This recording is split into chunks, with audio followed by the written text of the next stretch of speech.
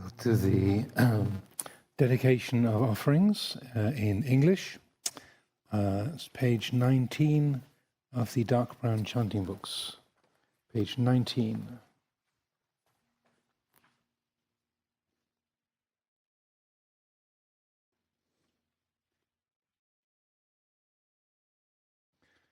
To the Blessed One, the Lord, who fully attained perfect enlightenment, to the teaching which he expounded so well, and to the Blessed One's disciples who have practiced well, to these the Buddha, the Dhamma, and the Sangha, we render with offerings our rightful homage.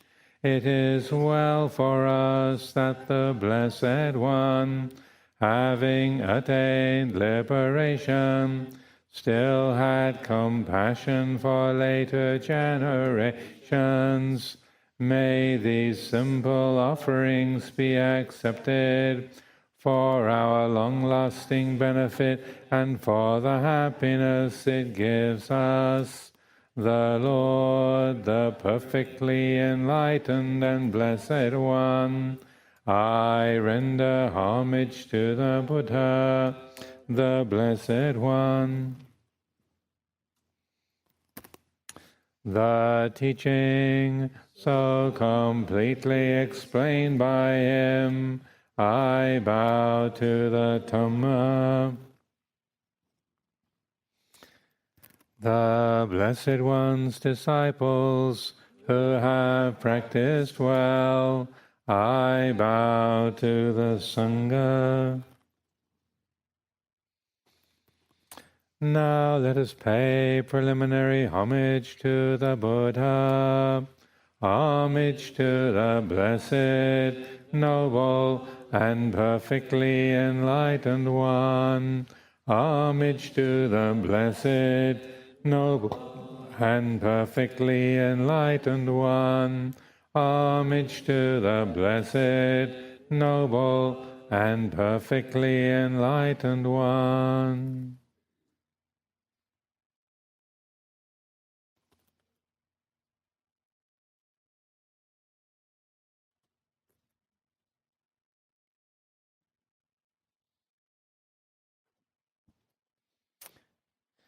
And we'll chant the Buddha's words on loving kindness, page 37.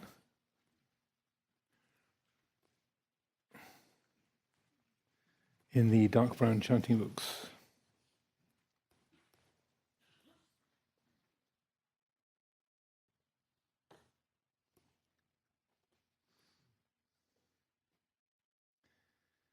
This is what should be done by one who is skilled in goodness and who knows the path of peace. Let them be able and upright, straightforward and gentle in speech, humble and not conceited, contented and easily satisfied, unburdened with duties, and frugal in their ways, peaceful and calm and wise and skillful, not proud and demanding in nature. Let them not do the slightest thing that the wise would later reprove, wishing in gladness and in safety. May all beings be at ease, whatever living beings there may be, whether they are weak or strong, omitting none, the great or the mighty, medium, short or small, the seen and the unseen, those living near and far away, those born and to be born, may all beings be at ease. Let none deceive another, or despise any being in any state. Let none through anger or ill will wish harm upon another, even as a mother protects with her life her child, her only child, so with a boundless heart should one cherish all living beings, radiating kindness over the entire world, spreading upwards to the skies and downwards to the depths, outwards and unbounded, freed from hatred and ill will, whether standing or walking, seated or lying down, free from drowsiness. One should sustain this recollection. This is said to be the sublime abiding, by not holding to fixed views, the pure-hearted one, having clarity of vision, being freed from all sense desires, is not born again into this world.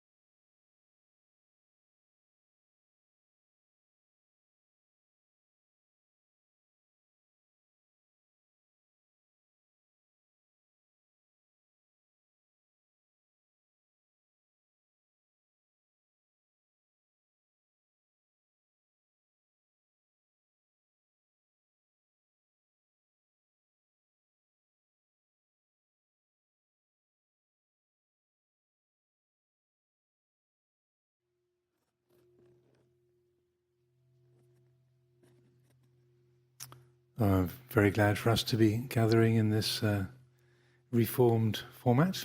And also thank you to the retreat support team for arranging everything so neatly for this evening. So,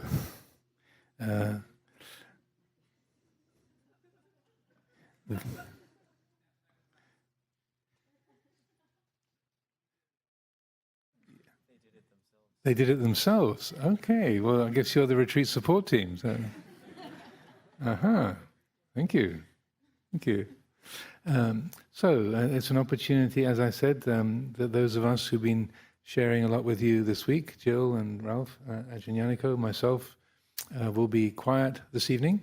And so opportunity for all of you to hear each other's voices and to share your, say, perceptions, experiences of this time. Once again, no one is compelled to speak, but those who wish to share, you're very, very welcome to. There should be a couple of wandering microphones.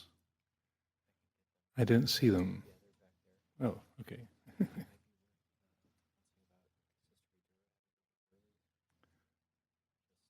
okay.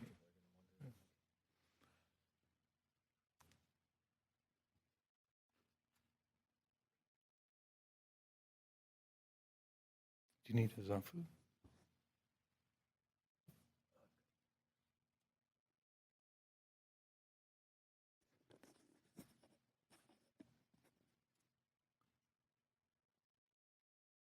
So I believe there's a little red button on the base of the microphone that makes them come on. So there's no fixed order, of course, so please, those who wish to speak, please don't be shy.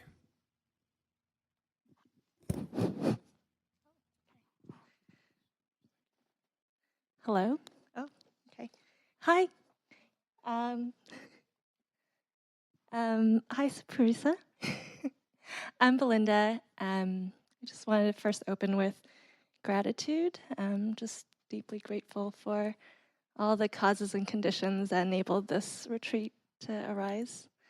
And just metta to everyone here, everyone, all the beings on this land itself. It's been a real joy to be here. So my kind of headline learning from this retreat has been to return to the Buddhist fundamentals. So often, I think in a retreat, I can more so be concerned with the tools of the meditation toolbox, doing samatha, vipassana, brahmavihara practice. And this retreat was really a reminder to return to the Buddhist core teachings, the core teachings of the Buddha. And as I believe the Buddha said, I teach one thing and one thing only, and that's suffering and the end of suffering. And this retreat, for better or for worse, was a stark reminder of it. So thank you all.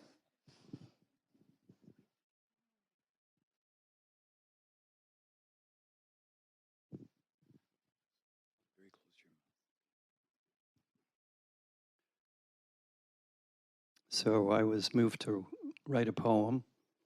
I'll call it Retreat Poem. It's dedicated to all of you. Oh, my aching back. One step forward on the path. Was that lunch or a feast for the senses? The defilements arise and pass. Cries of the suffering. We surround you with loving kindness. A beautiful breath, a quiet mind. Teachers shine a light on the path. One step forward and another. Auton. And just in closing, deep bows and gratitude to all of you, especially our teachers.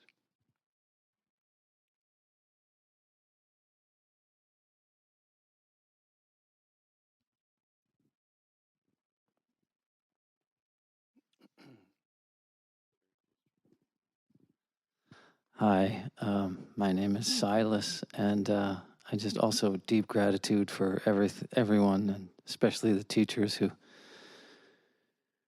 gave so much. I wanted to say this was like 3 retreats in one, based on some of the cues from the teachers. And first, and I may get the order wrong, but that's yogi mind, but Ralph's prompt about concentration made it a concentration retreat for a couple days. And then just at the exact right moment, Ajahn Amaro said, open up the view. What is this thing? It's not a thing. It's not an it. It's the knowing. And so then everything just opened up, and it became sort of like a really intense vipassana where the concentration had got really strong, and then zooming in on phenomena. And then Ajahn Nyaniko had a comment about liberation is when there's no more outflow.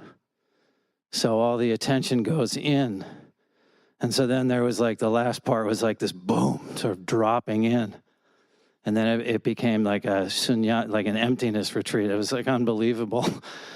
So that was my experience. And the learning of the speed of mind with the contact, feeling, craving, the falling out of the tree. It really is like, it's quantum fast. And that was a big awakening that I was afforded by the peace that opened up. And then the final thing is, like, if I take anything away from this, it's just the success of the failure is to completely forgive yourself all the time. And I did that radically this week, and it opened up the whole game. It made me think of the not so Ananda, associating with good people is the whole Dhamma. To me, it was like, not so, Silas. Self-compassion is the whole game. So I also wanted to say the wildlife was incredible this time for some reason. Like, I saw like incredible things. And I want to end with my dream was met when I was walking on the final walking before lunch, and I saw the blue-tailed skink. Thank you, everyone. This has really been a trip.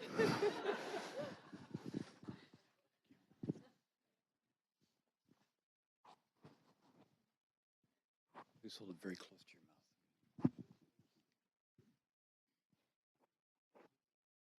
mouth. I was going to write a poem, but I'm going to just say a poem that comes to mind for me from this retreat from Rumi. It's called Two Shops.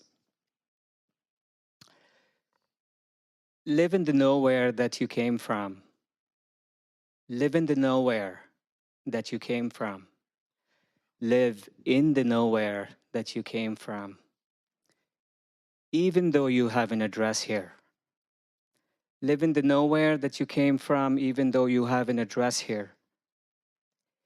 You have the eyes that see from that nowhere, and the eyes that judge high and low. You have the eyes that see from that nowhere, and the eyes that judge high and low. You own 2 shops, and you run back and forth. Try closing the one that's a fearful trap. Checkmate this, checkmate that. Keep open the shop where you're not selling fish hooks anymore. You are the free swimming fish.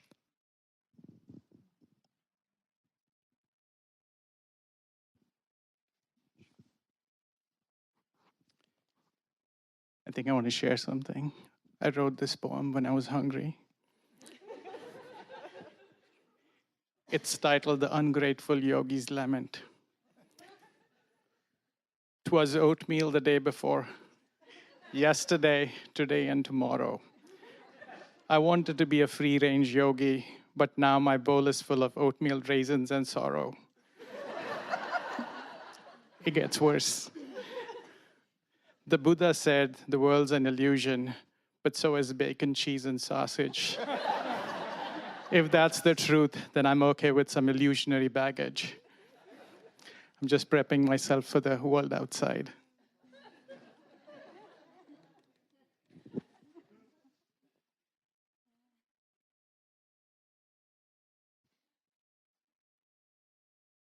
So for me, the sitting meditations were an increasing, very difficult slog. I started, well, I haven't been able to sleep much during the week, and so my body wanted to sleep during the meditations. And now I realize I probably should have meditated during the night and slept during the meditations, but that only occurred to me today. So it was very difficult to stay awake, and it just got increasingly difficult throughout the week. And also dealing with pain and other challenges. And then just a few days ago, I don't know when, like this thing started to happen inside of me where like something started to grow. And now I have a word for it. I think it just was pressure. So this pressure started to grow, and it was amorphous, and it didn't have shape, and it didn't have a feeling, and it just got bigger and bigger and bigger. And I just really started to freak out. It was so uncomfortable, and I didn't know what to do about it. And this morning, I just wanted to jump out of my body. I was so uncomfortable. And I think I was afraid of what would happen if it kept growing. Like, I don't know, like I would explode or something. I don't know. It was really scary. And thankfully, thank you so much, Jill was available to speak with me. And she just helped normalize the whole thing. Like, oh yeah, people go through that. And I'm like, really? Oh, cool. And then, I mean, not cool for anybody else, but like, oh, this, I'm not a freak or something. And then she helped me with some strategies of breathing and being kind to myself, being gentle. What else? Trust that it will pass, which when I'm in a state like that, I think it's going to be forever. And knowing that something was purifying inside of me. And just speaking with her, just like poof, it was gone. And I hope it didn't like go underground again to come up some other time. I hope it actually moved out. I hope. So that was the very challenging part for me. It was really a difficult week in that sense. But then I got these gifts from all of you and from the teachers that were so incredible. And I just had these moments of joy and gratitude and inspiration. And some of them are that the body, mind, and emotions are self-regulating. I didn't know that. I thought I had to do it. And it's like, oh my God, what a relief.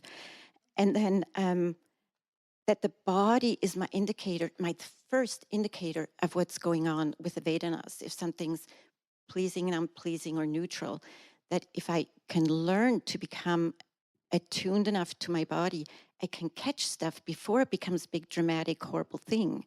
And I can just be with the feeling in the body rather than having to go into the whole drama of the story, which then is so hard to backtrack. And Ajahn Amaro, when I was in the future freaking out, helped me get back to that thought of like, what does it feel like when you are terrified about getting old and decrepit? What does that thought feel like? And oh my God, I got so many gifts. Thank you so much. And then the gift of failure, that was great. And we are the 4 elements. That was really helpful to me. And also how other people benefit when I keep the precepts. That to me was so powerful because I always thought, oh, I'm just doing it to become a better person. But I don't know, it just makes it in a way, it makes it more worthwhile for me when other people benefit from it. So thank you so much, all teachers. It's just been incredible. Thank you to all of you. I feel like I want to call it a swarm. I know it's called a school, but we were a swarm of fish. And, you know, we were just all moving like this. And there was not one fish that went like, no, I'm going straight. Not one that I experienced. And to me, this was just an incredibly amazing experience of flow and of safety and kindness and consideration. And I suspect as soon as we talk that it will go away, but I've just... Because I've experienced that in other retreats. As soon as people talk, it's gone. But it's been so incredible this week. And I'm just so profoundly grateful to each one of you all who came here with so much courage to face whatever it is you faced. And, you know, when I heard that some people might have had like this ecstatic week, I'm like, really? And then I thought about it and I was like, would I want that? Like, would I want to have a week where every meditation was like awesome and ecstatic? And I realized, no, I actually want to have had the exact week that I had. And that was amazing for me. I wouldn't have said that yesterday or the day before, but today. And I realized it was exactly perfect for me. So thank you so much.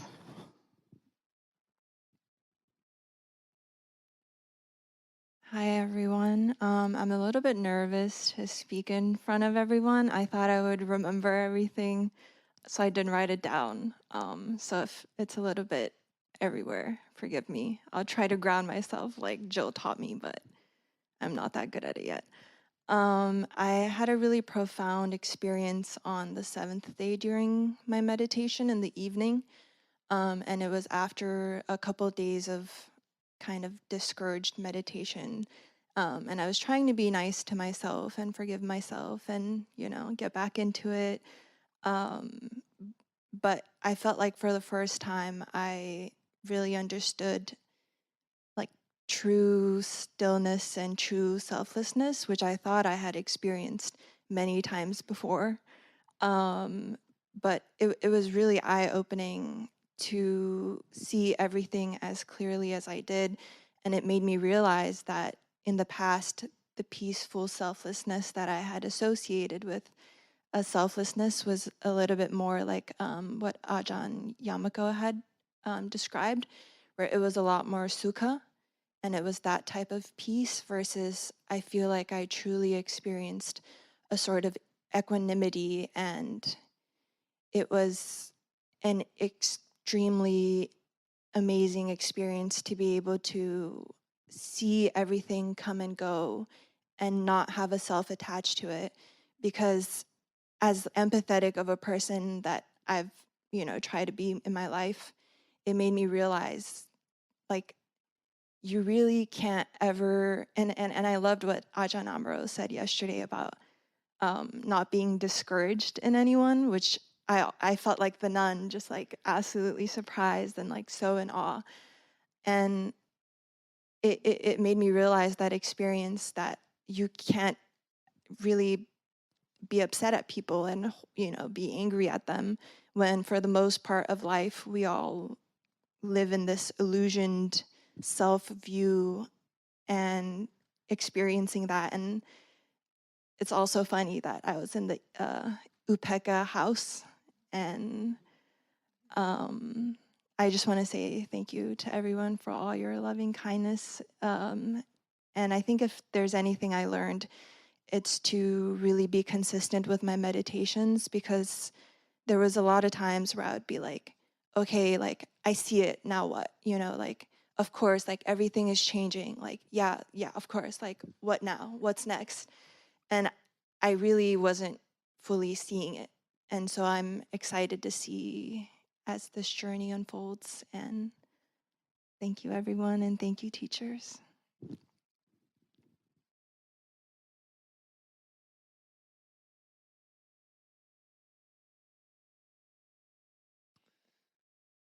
Hello, my name is Nathan. This is my first monastic retreat.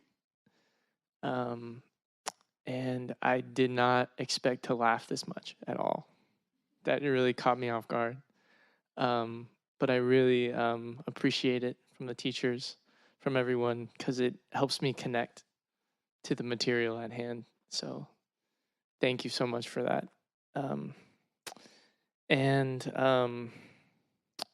One of the things Ajahn Amaro said in passing almost offhand, he was talking about hearing that high-pitched noise behind all of the noise. And he said, for those who are more visual, you might also see a shimmer. And the shimmer's been driving me crazy for the whole rest of the retreat. I can't unsee it now, but it's been the best visual anchor I've ever had, and it's really helped me. And to Jill and Mary, the movement classes, they saved me. Thank you for teaching me how to sit.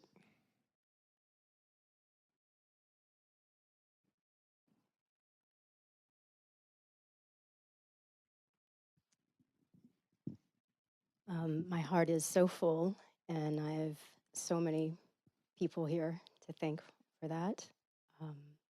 Starting, of course, with Buddha, the teachers, the Dhamma, of course, and the Sangha. So thank you, thank you. I'd just like to really spotlight the unspoken trio up on stage that really so beautifully held the container and provided such shining, strong examples when, you know, there was tears flowing or there was pain, there was some nodding off, all the things. So thank you for just being such a beautiful, shining example and support and holding the container so beautifully. The Dhamma was really the recurring theme for me in this retreat. And like Silas, on day one, I read the notice about the blue-tailed skink, not skunk.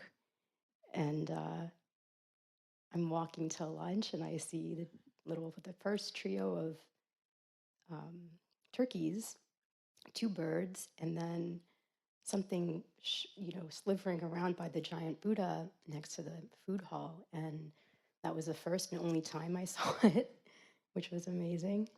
And then I saw many reptiles, the most, I guess, poignant example.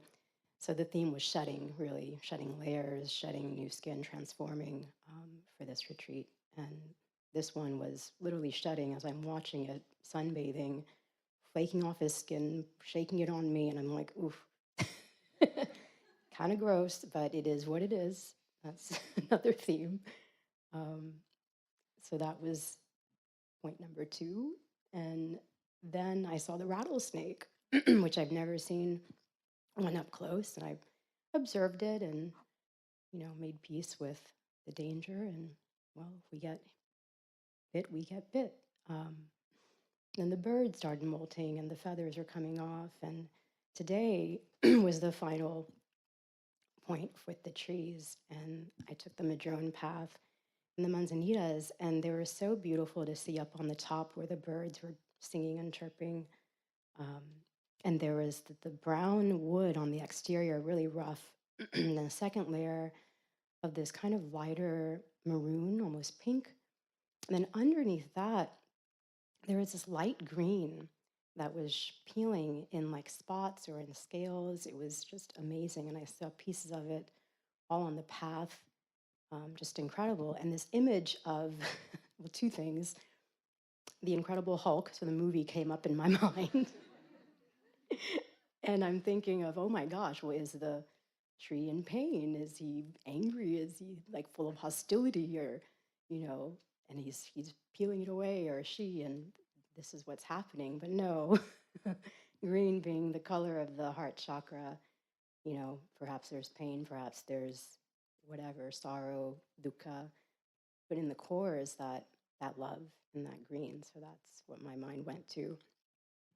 And then my mind went to Freddie Mercury's song, I Want to Be Free. So that's what I was singing on the way down the hill. And it stuck with me for the rest of the day. So that's a little glimpse into my mind.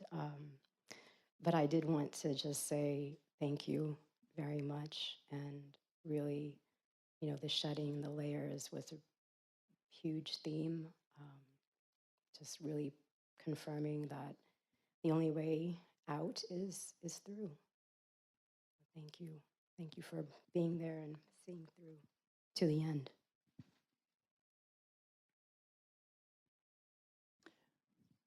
I want to, that's really loud. Sorry, I was a little surprised. I want to thank everybody. I express gratitude for tolerating the scooting around. That was a game changer, having mobility. And I really appreciate all y'all working with the added sound of mechanized movement. It was cool. I've never been so glad to be a failure in my life. Like, yeah, this is really cool. Oh, did you turn me down? All right. I can adjust. I'm like, what are you trying to say, dude? But that was really cool because I find that I approach my meditation practice and my Dhamma practice where I'm like, I got to learn something from it. Then it'll be like good, right? Because I'm trying to move away from the duality of good and evil and bad and all those things into, what is moving me farther down this path. And so if I fail at what I set as an objective, that's great. I didn't get what I wanted when it came to a mobility issue or, whatever, I got exactly what I needed in the moment, and that was important. I felt like I was at a rock concert, Ajahn Amaro. Check this out. My teacher talks about the sound of silence, right? And you started talking about that. I was like, yeah, right. And so that was really cool, and I appreciate that. I got to hear that in person, live. And and I really appreciate being reminded to be in my body, because for me, with PTSD from the military, it's not a pleasant place to be, and I don't want to be in it at all. And being told that everything I need is in this body is like, oh wow, okay. There's no more dodging that anymore. There's no more getting away from that. I see clearly the next direction I need to take with my practice, getting in touch with my body. So that's really important to me, and being reminded, to listen to my heart and what's my heart doing, and being tender and soft with it. I'm not a very soft person usually, and so to be able to just sit with what does my heart want right now out of this practice. On day 6 I was like, I'm not getting up in the morning, right? So I didn't, and my body and my heart was like, I think it's time to sleep in, and that's what I needed to do. I had the retreat that I needed to have because I paid attention to what was going on. So another thing that my teacher likes to quote, and I'll get this wrong, so forgive me, but he talks about, Ajahn Amaro said to him, you have to get used to being lonely, you have to get used to being hungry, and you have to get used to being bored. I was bored. I had a lot of restlessness, and I was sitting in meditation this is never going to end. Ever. And impermanence is a thing, and I was able to get through that. And on day 8, I settled. But this went by really fast. At the beginning when we were told no, this is going to go by fast, and I was like, no, it's not. I've sat long retreats before. No, dude, it always goes fast at the end.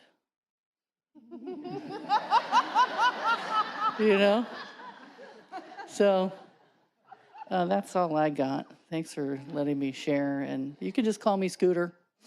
It's cool.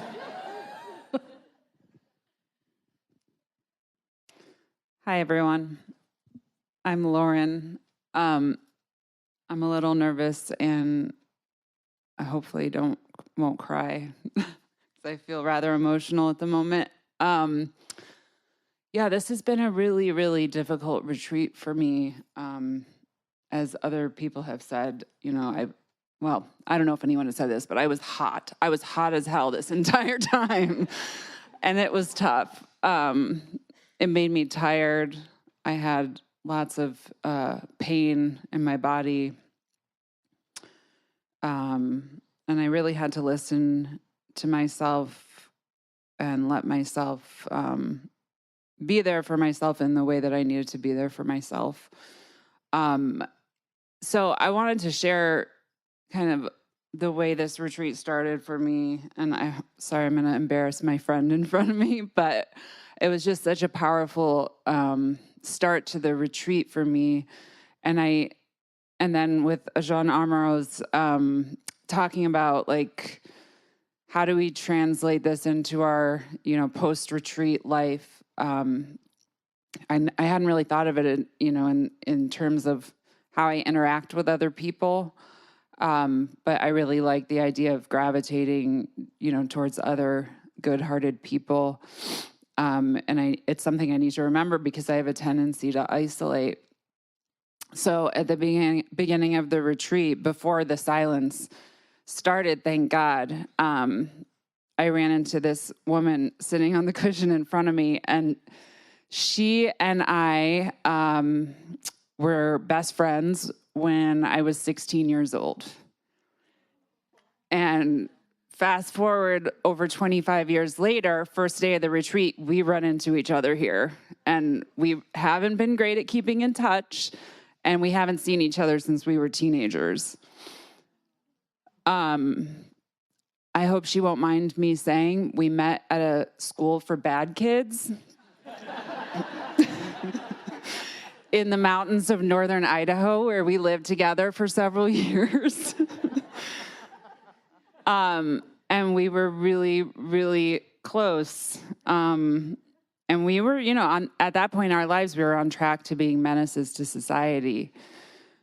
And so all this time, to find each other here decades later, and I almost didn't come, especially when I got the email about how there wasn't going to be any dinner, because I'm always hungry. But yeah, it was this year leading up to the retreat was rough. There was a lot going on in my personal life. I was kind of back and forth, and I'm so glad I made it here just for that that reason, like to see Jackie again and to see that on these kind of parallel tracks, like we have found these teachings and found this practice and became good-hearted people. Love you, Jackie. Thanks, everyone.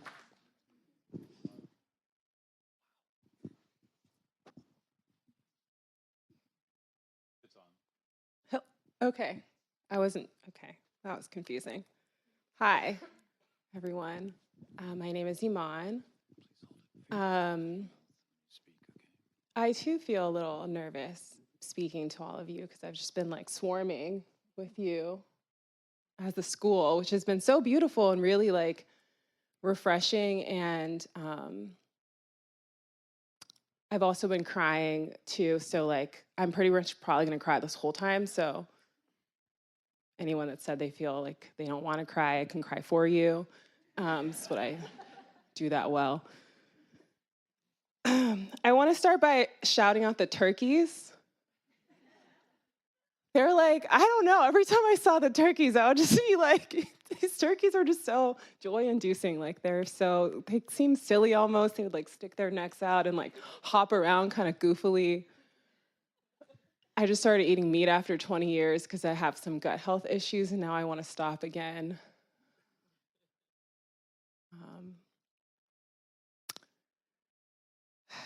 Let's see, so I really appreciated a lot of things, but what Ralph was saying about like something about not loving yourself or not loving others is like not loving nature.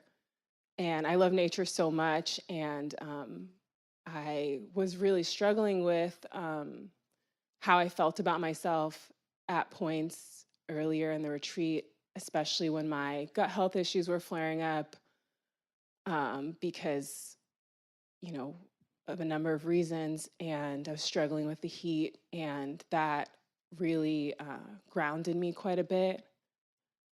And also just, like having my mother's a principal, so you can imagine like what my life was like. I'm also an only child, so. And my father only speaks to me in Spanish, even though we're not Latino.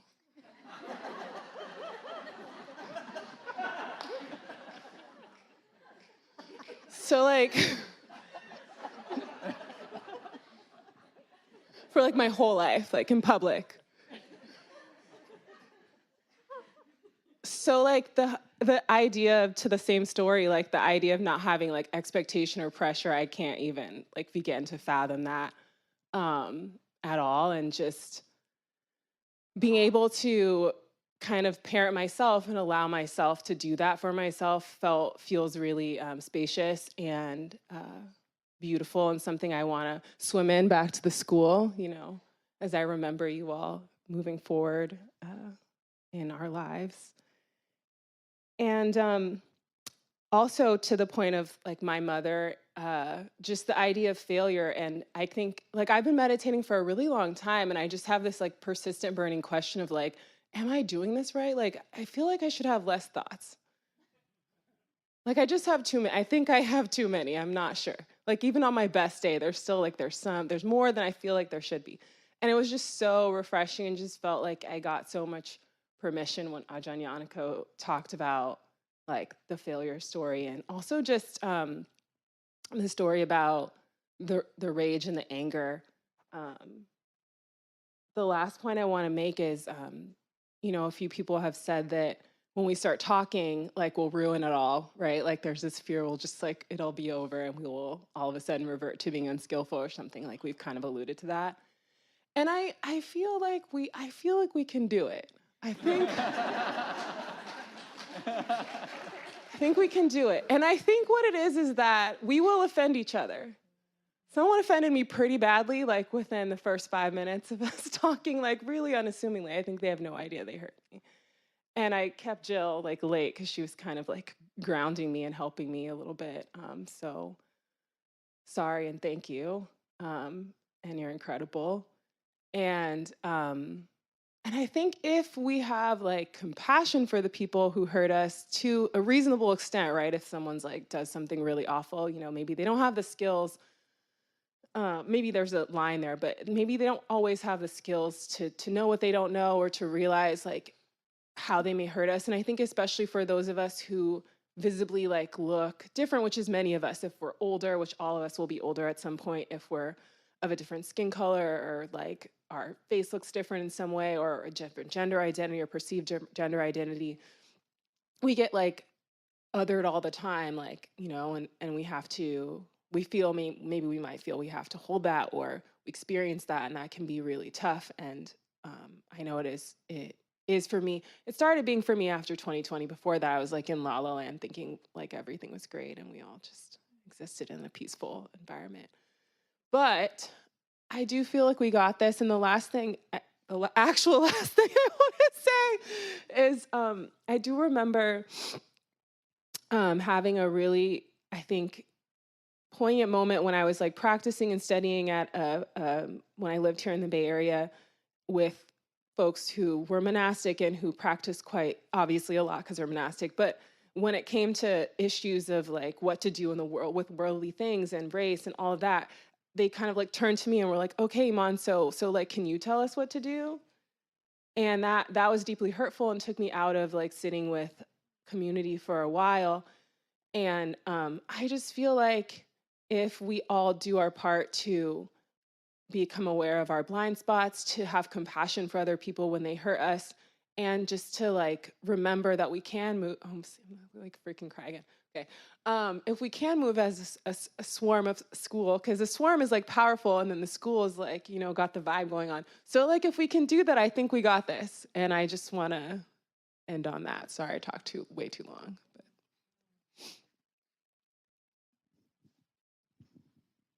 This is my gratitude poem. Peaceful, peaceful, peaceful. It is hot. The mind is slow. Wisdom is something to cherish and grow. Watching the mind and its persistent play, the bliss and the light, may they be here to stay.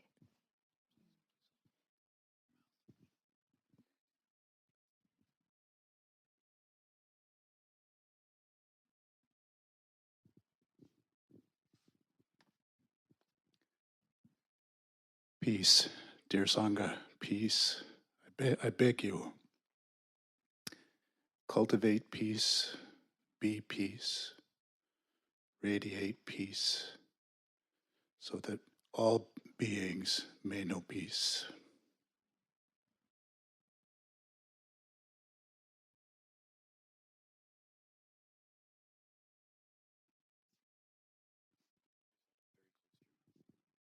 Are you sure? I'm a loud talker. Oh my, I get to speak? Just kidding. All right. I wrote something this afternoon, and I hope you all enjoy it as much as I enjoyed writing it. I never saw myself as being emotional until I started meditating. Perhaps this painful body now knows why this mind has requested it to sit for the last 12 years. The first full day of retreat, this consciousness stepped behind this body with an exploding heart. The most amazing teaching team I have ever experienced laid the breeding ground for transformation. All of the most heart-wrenching moments of this life, touching into them one at a time, like selecting a Netflix movie, seeing the images with an exploding heart of gratitude. No pain, no sadness, no wishes to forget or be someone else, just a quivering heart, grateful for every moment that has led me to become the strong and absolutely crazy woman that I am today. Tears of joy streaming down my face with the curvature of a smile to catch them as they came down. I needed that hydration in this heat. A voice came and said, "Come rest, come home." And so I did. This heart became a music festival of love, gushing out as this inner voice sang that one song that goes, "At last my love has come along." And my lonely days are over in this body, and liberation is so sexy. Then all the colors became 10 times brighter. The trees began to breathe. The flowers became radiant neon colors, including this orange paper. Perhaps this life has been dull for some time, and every day on retreat, the sky electric blue and alive with what seemed like particles of electricity flowing through, dancing with each other. Then on either Wednesday or Thursday, I'm not too sure, a figure came to visit in the night. I was a little annoyed going to bed as I turned my lights off and lay to see the ceiling neon blue melting pot of light, like a portal, like endless energy. I fell asleep fast, hoping I would wake up to be a little normal that next day. Around 4 a.m., I woke up to see a figure overhead, a blue honeycomb shape, slowly turning in circles. The most amazing thing I've ever seen. Unattached, I went back to bed. The following days, colors remained electric as this mind watched some things melt away. I forgot I had OCD because I looked down and my chanting books looked like they'd been thrown by a wild beast. And my right leg was completely off my zabuton. Today I saw my legs for the first time in a while and didn't recognize them under the Italian sweater of hair covering them. I really took that no beatification precept seriously. I've learned that it's okay to quietly sway side to side when chanting the words that remind you of a distant home, that I can hold the door open for minutes and still love it just as much the first couple seconds to the last. I learned that I have a fetish for sniffing plants and that this body loves to sit high on perches, railings, and trees because this mind is a sucker for a good view. Even enjoying the offerings I've dropped over the heads of little ants I would eat with behind the dining hall, and their little arms reaching up to the sky every time I drop something, praising the devas with excitement and gratitude. I think we all have enjoyed the expressions of the teaching team. I will never forget Ralph's huge smile every time he drives the golf cart. It's amazing. Jill's inner voice saying, "Bring it on." Ajahn Amato's reminder that we have to be 10% stupid to meditate. That was awesome. And Ajahn Amaro's open mouth expressions. Every time he expresses his excitement to share the funniest fruits of the Dhamma. And I don't think I've ever hung out with a group of people that have bare feet as dirty as mine. Not to mention the cherished moments of practice in silence with the most beloved Sangha. And Jill was right. Good hearts do recognize each other. With a special place in my heart for all of you, I thank you all for your presence and your practice. Let us not attach to this experience, but instead be grateful that we had the chance to live it. With love in my heart, I bow to each and every one of you.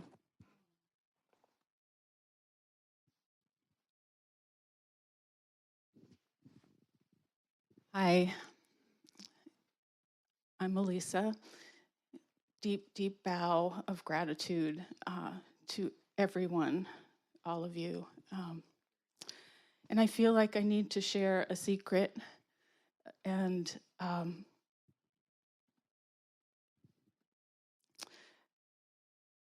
I think I met a deva. And she came in the form of a human by the name of Amy, one of our retreat associates.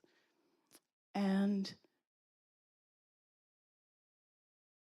she embodied and channeled celestial divine energy. All of the Brahma Viharas came forth through her into me. She totally embraced me in the love of the Sangha. I took refuge in the Sangha through her. And I just wanted you to know that she was floating around here, carrying me. And I came into this retreat on the heels of a death of someone very, very, very close to me, karmically and emotionally. And when I go home on Tuesday, there'll be his funeral.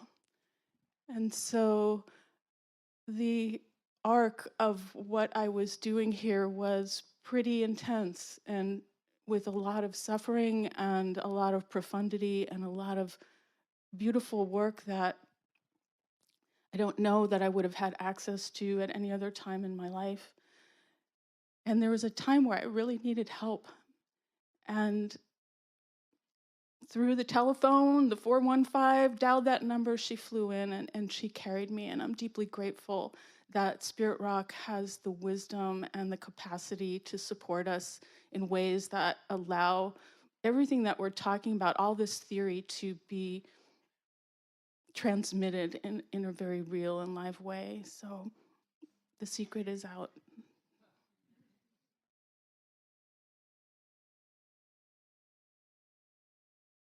Hello. Hello, dear Sangha. My name is Albert. I wrote down some things so that I don't forget. So first of all, very deep gratitude to our teachers. Thank you so much for sharing these very deep teachings. And it was also very powerful for me to see you at every sit, from 5 to 9. It's really, I haven't experienced that before, and it's very encouraging and inspiring. And deep gratitude to our the monastics who are joining us, kind of just supporting us throughout this whole process. Very grateful. Wanted to share about practice. So one of the fruits of practice for me from this retreat was I've been practicing Satipatthana practices, and I felt like this retreat helped me to integrate Anapanasati, so the mindfulness of breathing, kind of bringing those together. From the Ajahn Amaro's talk yesterday about the ahimsa, the fearlessness of the animals, at lunch today, there were some turkeys who were sitting. There's that bench by the. I'm sure others saw it. There's these trees kind of on the way down to the dining hall, and there's a bench in front of the trees, and there were 3 turkeys who were just hanging out there at lunchtime, and one of them was literally sitting in a chair. That's fearlessness. Um, yeah, so just a couple more things. Yeah, I really felt the presence of my father here at this retreat. Yeah, his name is Henning Karscher, and he passed in March 24, 2023, so just a little over a year ago. And yeah, he inspired me to start on this path. And yeah, I was grateful to, some of you know there's that kind of shrine over there with the memorials, so I was grateful to spend some time over there with him and other loved ones. It's very grateful to share this with him. And last thing, on a lighter note, in the spirit of original titles, I have some for your consideration. The the title of the retreat is Dependent Origination. What is it? The Four Noble Truths and Dependent Origination, are they still relevant? So here are a couple of alternative titles for your consideration. So the first one is Dependent Origination, Hell Bent on Liberation. And then the second one is The Four Noble Truths, We Are All Failures. Thank you.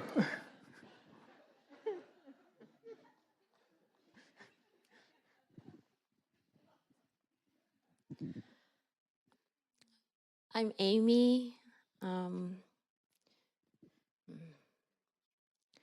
Because of you, I know that it's about love. I know it, and it's so scary. But when it gets challenging in the practice, I will bring up an image of all of you sitting on the platform as my inspiration. And I wish you to be well, happy and strong, and especially be at ease like the Roman Empire rabbits at your monastery. All of you, thank you so much. I am so grateful to be part of the Sangha, and I appreciate all of you.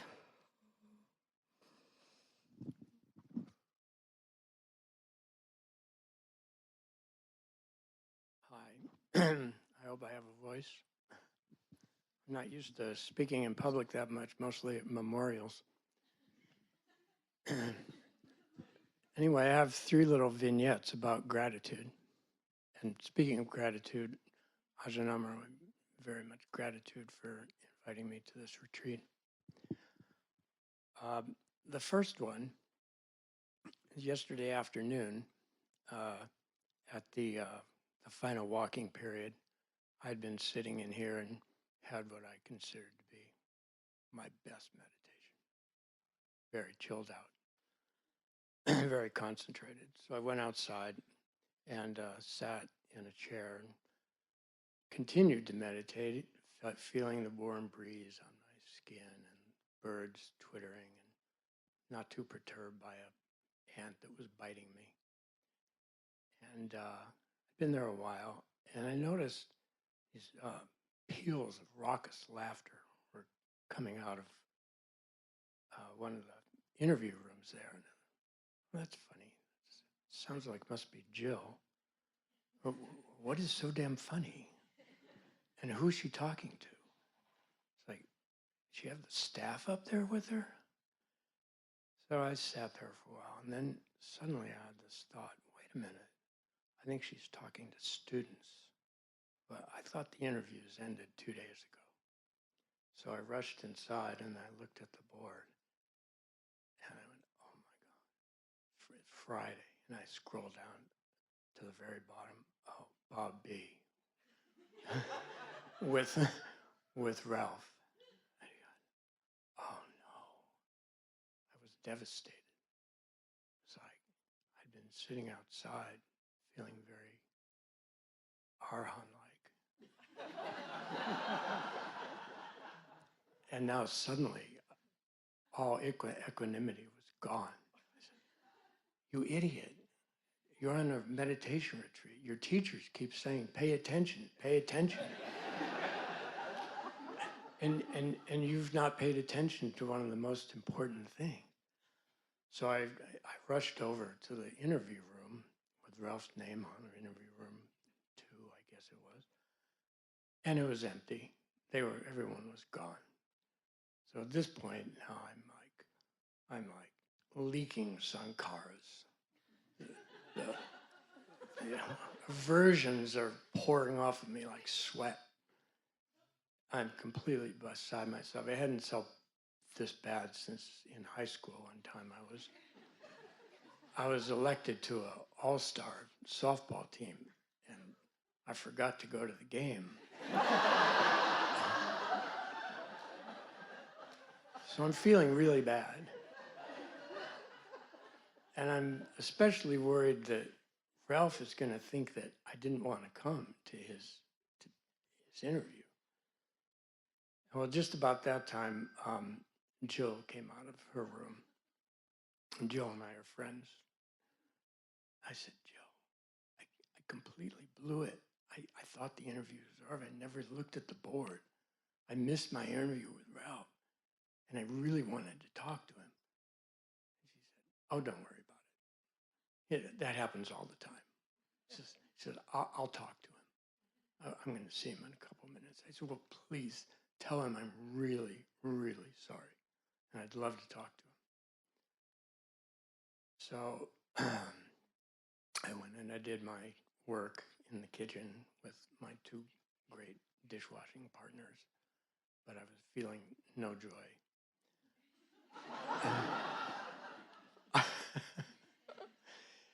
So I went back to my room, and about a little bit earlier than normal, I thought, well, I'll wander up toward the meditation hall. And by this point, I was starting to feel slightly better, thinking, well, maybe something will come of this. And just as I walked up the path and hit the main road where the golf carts come, I looked to my right, and here comes Ralph in the golf cart. And he pulls up in front of me, and I said, he didn't say anything. I said, I'm so sorry. He said, your name Bernie?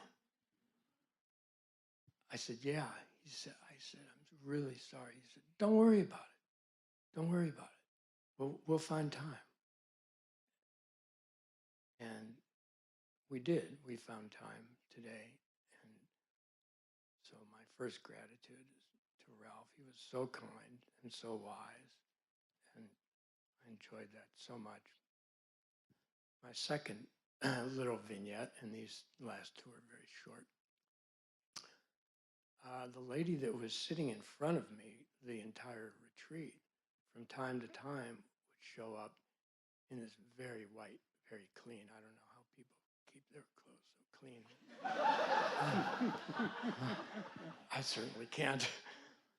But on the back, there was a quote, and it was from Pasa no Bhikkhu, and it said, settle into the rhythm of your breath.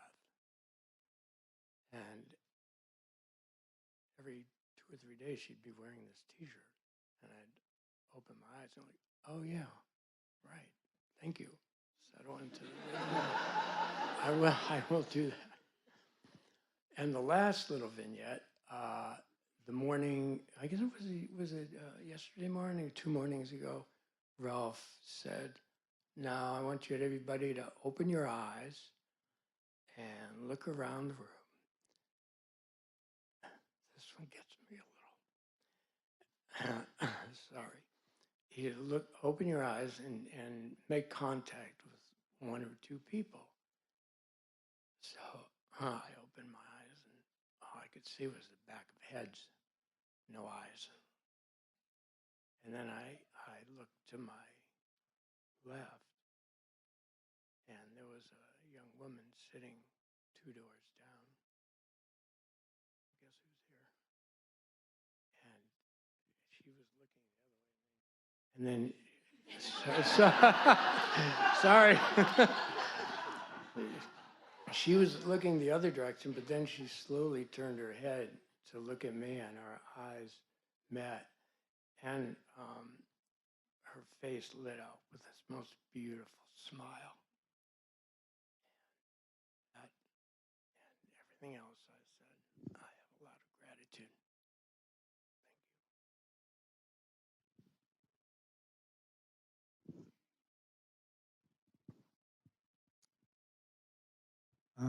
Hi, everybody. This is my first long retreat. And so probably my story is real similar to ones you guys have already had.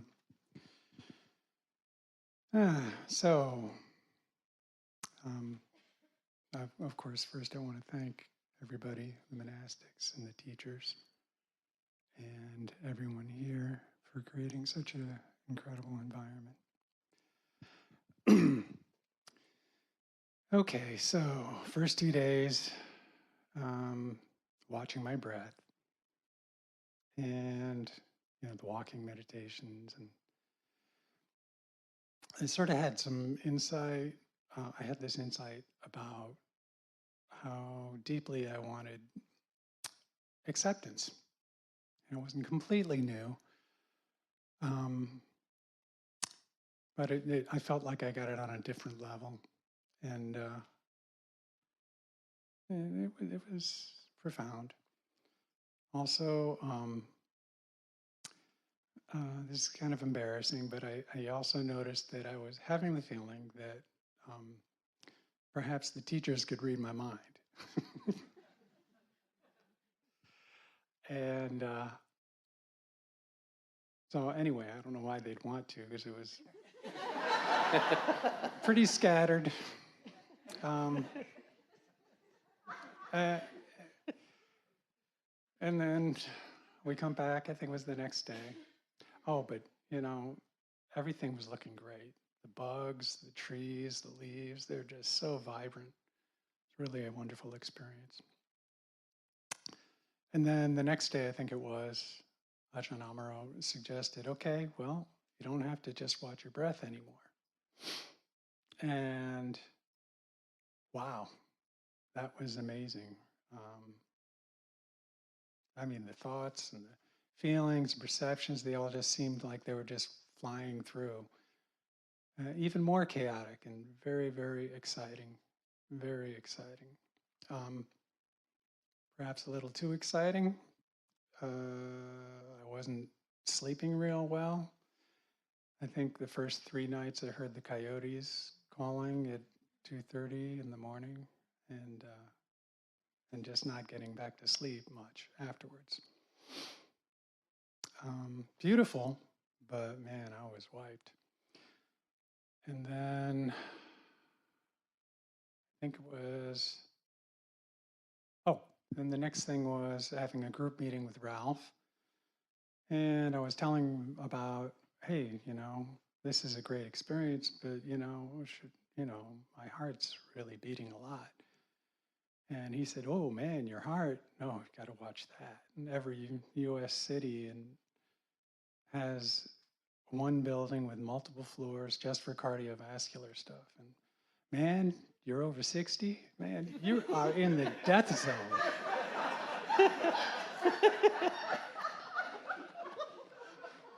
And he talked a little bit more about it, and it was really good advice.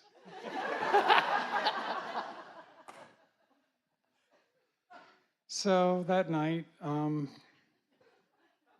think it was evening, I discovered how to calm my heart down a little. Actually, it was really just listening to my body, and I think my heart was telling me, hey man, it's about time. I really needed a break. So the next day, Ajahn Nyaniko, I totally mangled that, sorry. Had a talk about dependent origination, and part of it that really stuck with me was about the part about how it can set us up for believing that our identity is a false identity, basically, and that we're separate from everything or the all. And okay, I'm still letting the thoughts come through after that, and now I'm beginning to notice just about every thought I had was supporting this story, including the one about really wanting acceptance. So that was pretty good, helpful. And that night I was sitting, trying to calm down. In that same talk, you mentioned the title of Ajahn Chah's book, Cool Pool. So in that evening, or maybe it's the next evening, I was using that as like an image to try and calm down and settle the mud. And of course, every time I got a little bit close, I'd say, "Oh, it's happening," and then I'd snap right out of it. I think maybe once I got a few moments of calmness, and it was so satisfying, really wonderful. I started sleeping better, and then the next day, I was going for that same experience again, the one that was so satisfying and soothing. And then at some point I realized, no, it doesn't matter. Just being calm is good enough. Matter of fact, it was pretty darn good. And the bugs and the leaves were still vibrant, and the dirt and everything else. So thank you for this experience.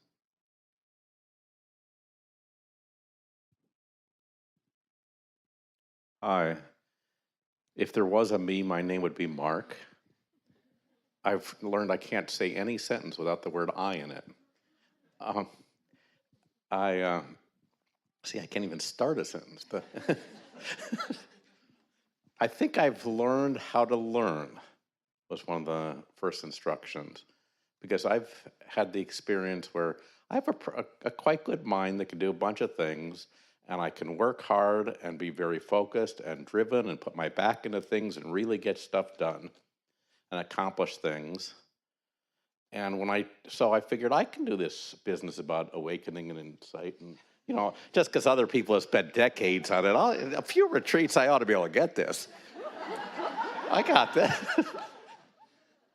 All I have to, give me there seems to be instructions, and I'll just follow them and work really hard at this. And that earned me a very sore back. And then I started looking in the fine print of these instructions about the Four Noble. And that business about in those chants where they talk about it's perfectly explicated or something like that. I'm not sure that's translated correctly. Or maybe it's 6 volumes of something you said he wrote.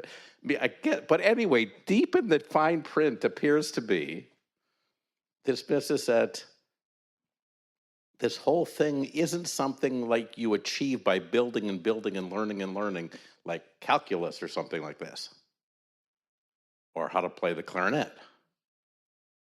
This is somehow you got to peel away things and get rid of things. And it's not like a couple things. I got this long list of like 8 of them, and they're like so embedded in the very way I experience everything. And the few moments I've had along the way in this retreat and others of being able to really see things or whole experiences, they like pop out.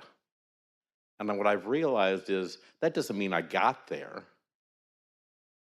That means occasionally peek out that this whole thing is about peeling away and not being there. And it will always be there at the bottom where it was to start with. But this very kind of learning isn't about learning how to add a bunch of something. that even the techniques are about learning how to stop doing them, or how to do less and less, and then be there. And to me, this is a kind of faith about, instead of my will, all right, trust the process and it'll work out, or things will be there. And I even have this image once when all right, I'll do this, go ahead, I'll just sit here and whatever happens, happens. And then I got this image of my eyes going down and glue coming over them. I'm going blind, and I'm sure I've seen some movie about people blind themselves so they can have faith or something like this. Like, well, that seems a little extreme. Is there an easier way to do this? But I think it's more or less right that it's about being less and less and quieter and more trusting.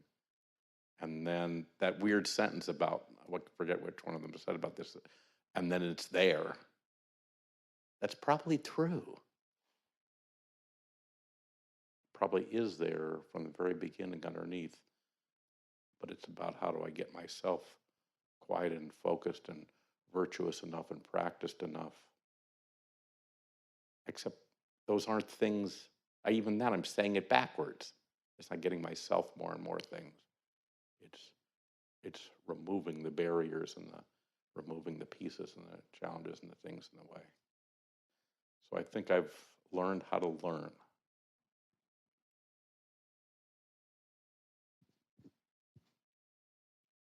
Hi there. Ooh, my name's Lainey. I'm from Grants Pass, Oregon. I wasn't going to say anything, but I have a blue skink, is that that's called, story? So the first day I was here, I was walking along and I saw this. I'm looking down as I'm supposed to, and there's this like electric blue slithering thing going along. So first I thought I was hallucinating, having a flashback or something, but I didn't know what it was, and come to find out like 3 days later, because I saw the bulletin board, that it was an actual creature and not a figment of my imagination. The other thing is I wanted to thank my my coworkers doing the vegetable cutting in the morning. So good. We were so good, like a machine. It was so much fun. It was great. I don't know any of your names, but you were amazing. I really did enjoy that. And the other thing I wanted to say was that the first, and I'm not going to even try because I'm going to get the name wrong, but the first interview I had with, in our group, I was given the space and the opportunity to share something that was very difficult and kind of amazing. I'm a teacher. I'm an elementary school teacher, so I'm used to talking to little ones. You guys are all kind of big. I'm pretty comfortable with those kindergartners. They're pretty cute. But one of the first people I talked to here is the man who's helping us with the microphone. And it turns out we have something in common, which is I'm a Waldorf teacher, and he sent his children to a Waldorf school here in the city. And then I met another Waldorf parent. And I don't usually meet them out in the wild. But anyway, I know I'm getting inarticulate. Back in February or early March, one of my kindergarten students, Ezra, was hit by a car and killed. And was able to share that with the group, and this other man who was a Waldorf dad told me about the memorial, which I didn't know about. So I was able to go there and make something. Ezra could finger knit, which they don't usually finger knit till first grade, but Ezra could do it. So I finger knitted her a little thing, and anyway, I was able to go there and find that really helpful. And, I just feel like it wasn't why I came here to talk about Ezra, but the heart sickness that I have for the mother, I've got to be able to, not get entangled in that and embroiled in that. And I need to and it would help me to be able to share it in the group and to have that direction given to me. So, the deaths of little ones, it's the first student I've ever had at that age go. But anyway, she was a lovely girl, super cute, big square face, very shy, and has an older brother named Silas, who hopefully will come back to school. So anyway, I feel like I've just been blithering on here, so I'll just end with a joke, which you probably all heard, but I'm going to tell it anyway, which is, why can't Buddha vacuum in the corners? Buddha has no attachments.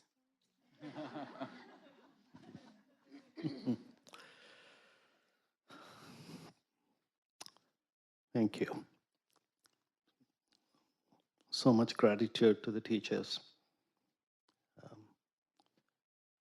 This has been a very profound experience for me. I've been very internally focused the last 10 days, a lot of reflection and contemplation.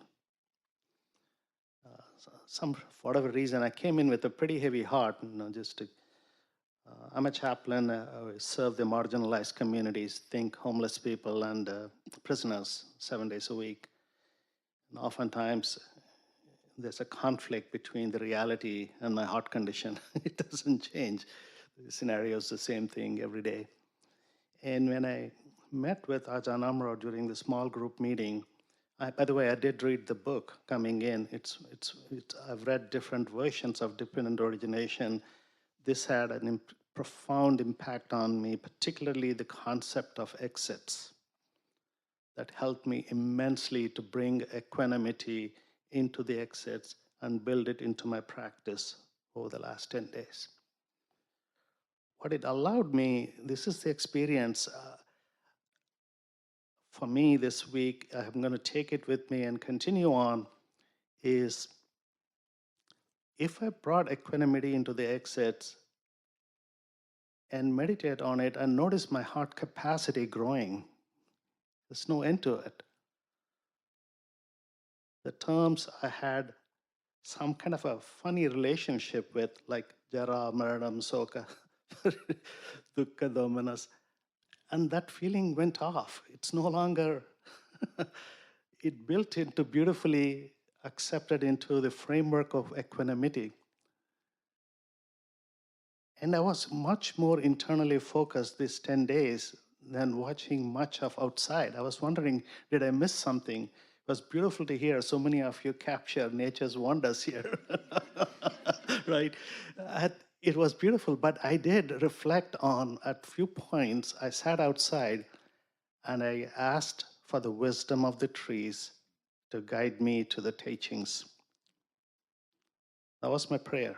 Every tree I saw around is many, many, many years older than me. I know that for a fact. Okay?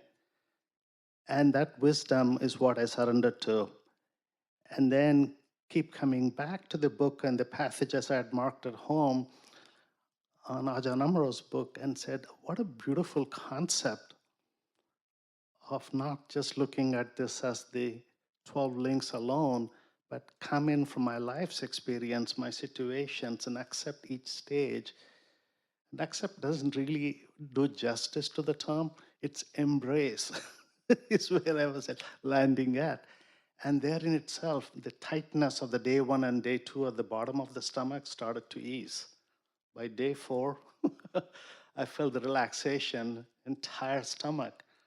And then that's when I noticed, boy, this Buddhist teaching is better than a cardiac surgeon in terms of expanding the capacity of the heart. I don't know if I could have ever planned for it. I didn't have an intention coming into the retreat, but I'm going out with so much gratitude, full-heartedness. And I do know for sure, mindful and heartfelt can go together. Thank you. Hi, everyone. My name is Tanvir. I wanted to share an obstacle that I was dealing with during my meditation practice. And there was just songs getting stuck in my head all the time.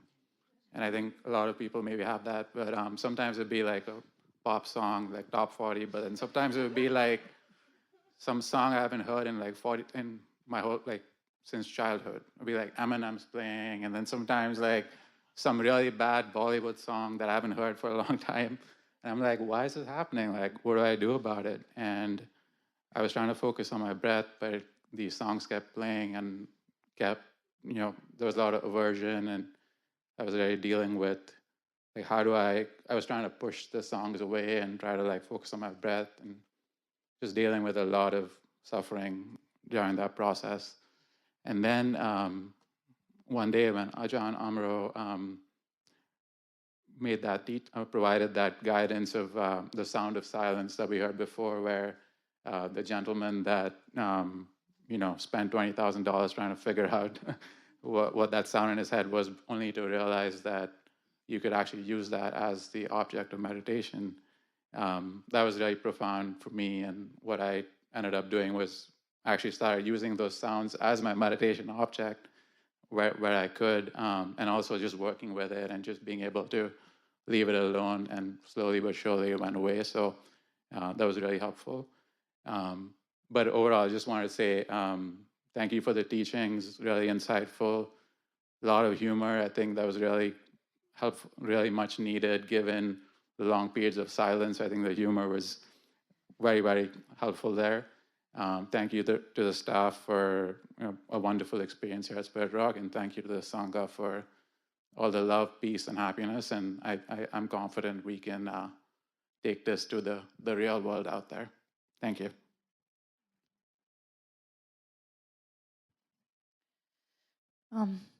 Hello.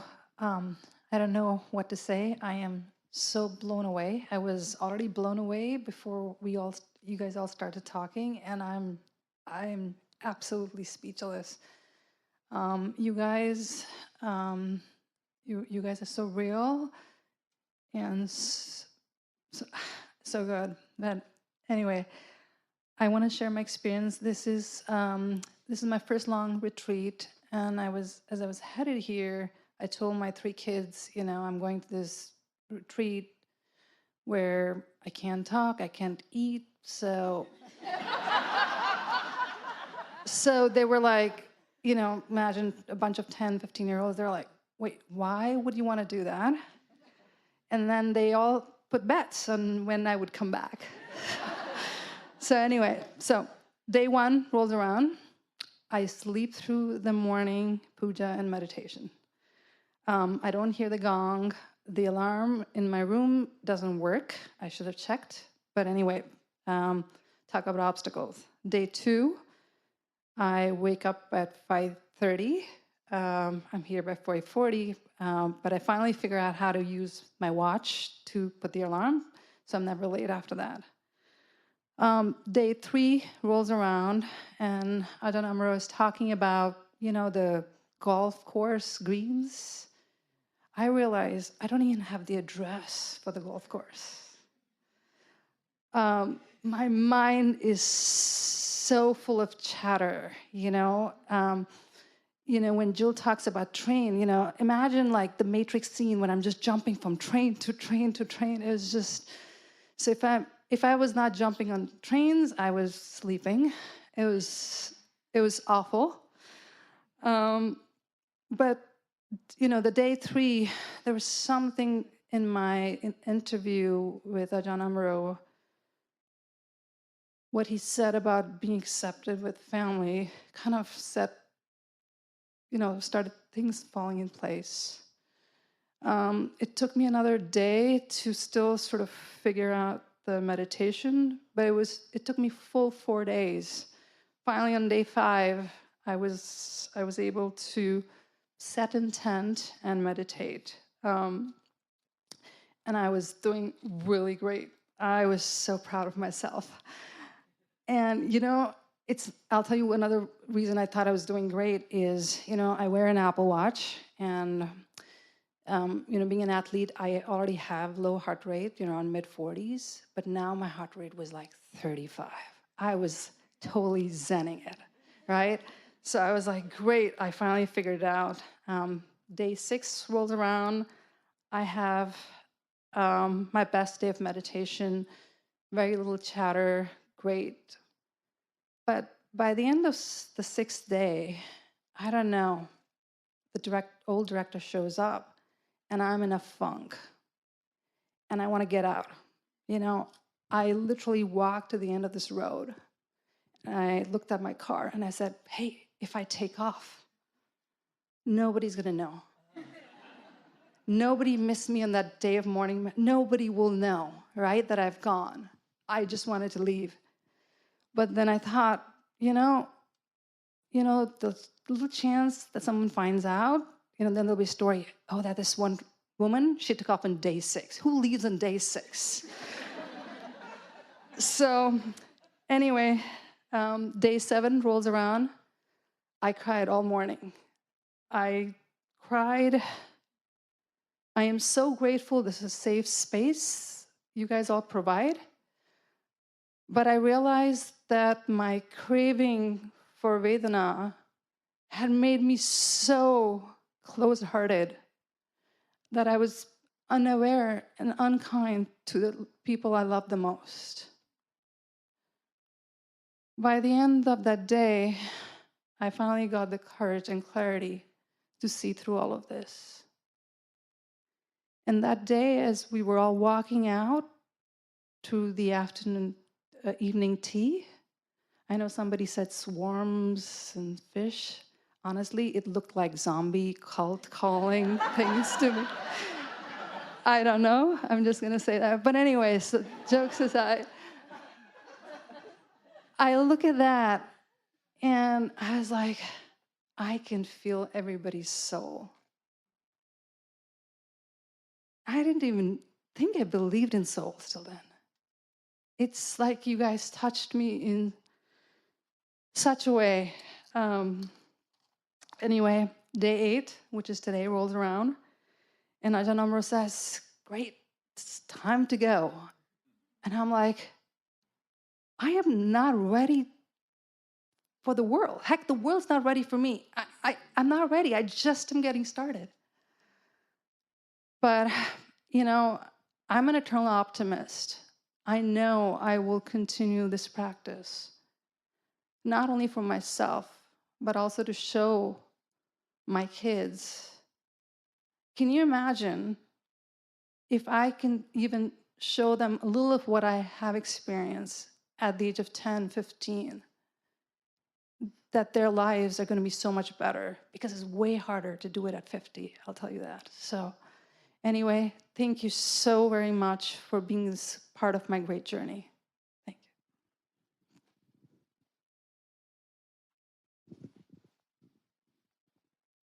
Hello, my name is Sarah, and I'm not just a little nervous, I'm a lot nervous. I didn't plan on speaking, and so I don't have anything written down. But Lainey, I too have a Waldorf child. And Elisa and Lainey, I am sorry for your losses. I wanted to share something profound that happened for me on this retreat. This is only my second retreat, my first monastic, and my first this long. I have been meditating for 18 years, and I pretty much felt like I didn't get anywhere, even though I know we're not supposed to have goals about this sort of thing.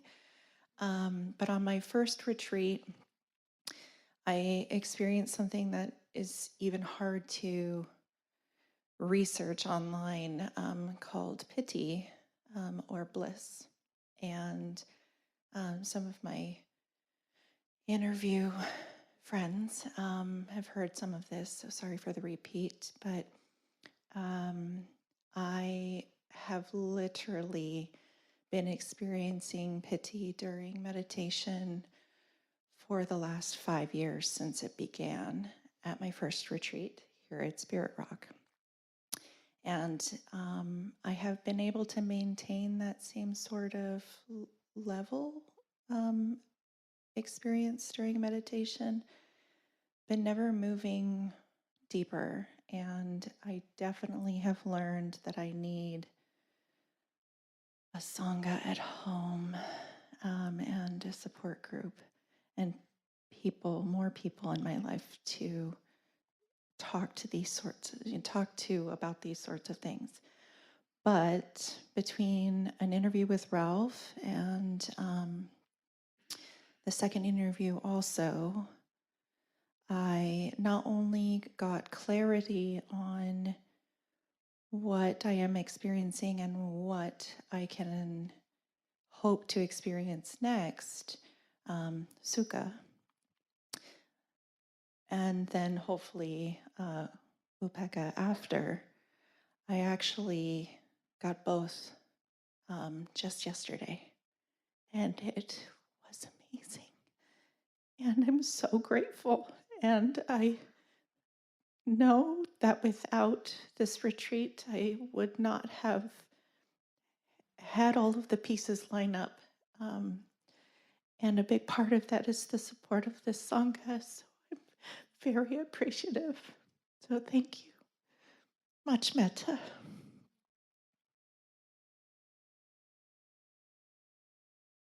Hi, I'm Maddie. I'm also nervous. I feel like there must be some kind of study done on what happens to your brain after meditation, or like silence to not silence, because I always feel like I have taken some intoxicants or something. It's really weird. But yeah, thank you so much, everyone, for talking. It's really inspiring to hear everyone's stories, really normalizing. So yeah, as you all know, on retreat, you kind of feel like, oh, it's just me that's like going nuts here. But it sounds like it's a lot of us, which is exciting. Thank you to the teachers. This is literally the first time I've ever seen teachers do walking meditation. So I always thought maybe it was like something where they're like, you guys go do this. It's great. So it was really great. Thank you to the silent entourage. Really cool to have you. I really appreciate the teaching also on patient endurance. One time after a retreat here, I talked to someone that was like, my goal is to have retreat be 50% dukkha, like not more than 50%. And I was like, well, mine's like 80% over here. So am I like, I don't know, am I doing it wrong, as we all think? And I think this retreat, like I got it down to like 65. So feeling good about that. And yeah, I have no idea about this blissed out thing. I think that's like multiple lifetimes in my future. I would love to experience it. And also, the teaching that Ajahn Nyaniko said about if you get a BA, your defilements get a BA. And I was like, I have a law degree. So my defilements have a law degree. And it's, kind of scary, but also brings some clarity where I'm like, all right, they really do know how to state their position and defend it. And there's court going on in my head, so I wonder if my director is a judge. And I don't really want to spend more time with lawyers and judges, but that's okay. It is what it is. And it's good to remember, that we have to work with what we have. So, trying to set up perfect conditions for this retreat, and that, there are no perfect conditions. So I really appreciated all of your teaching. Thank you.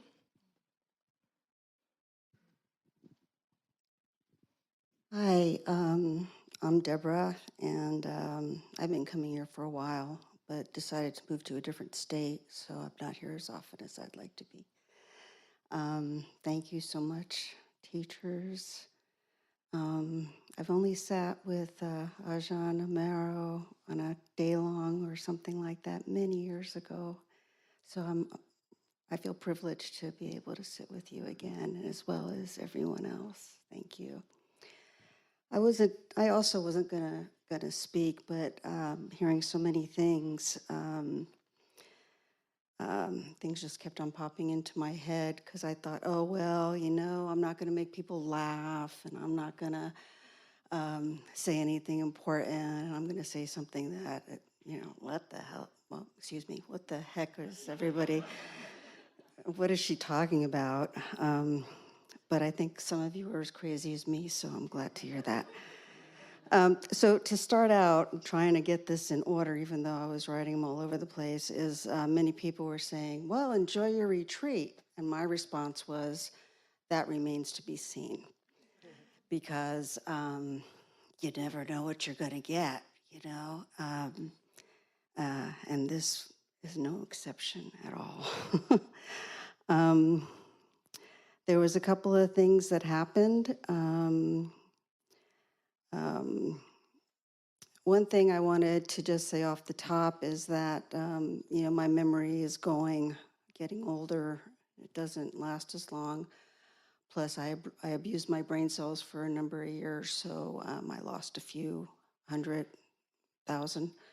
And so anyway, I need to hear things repetitively and repetitively and repetitively, and they finally stick.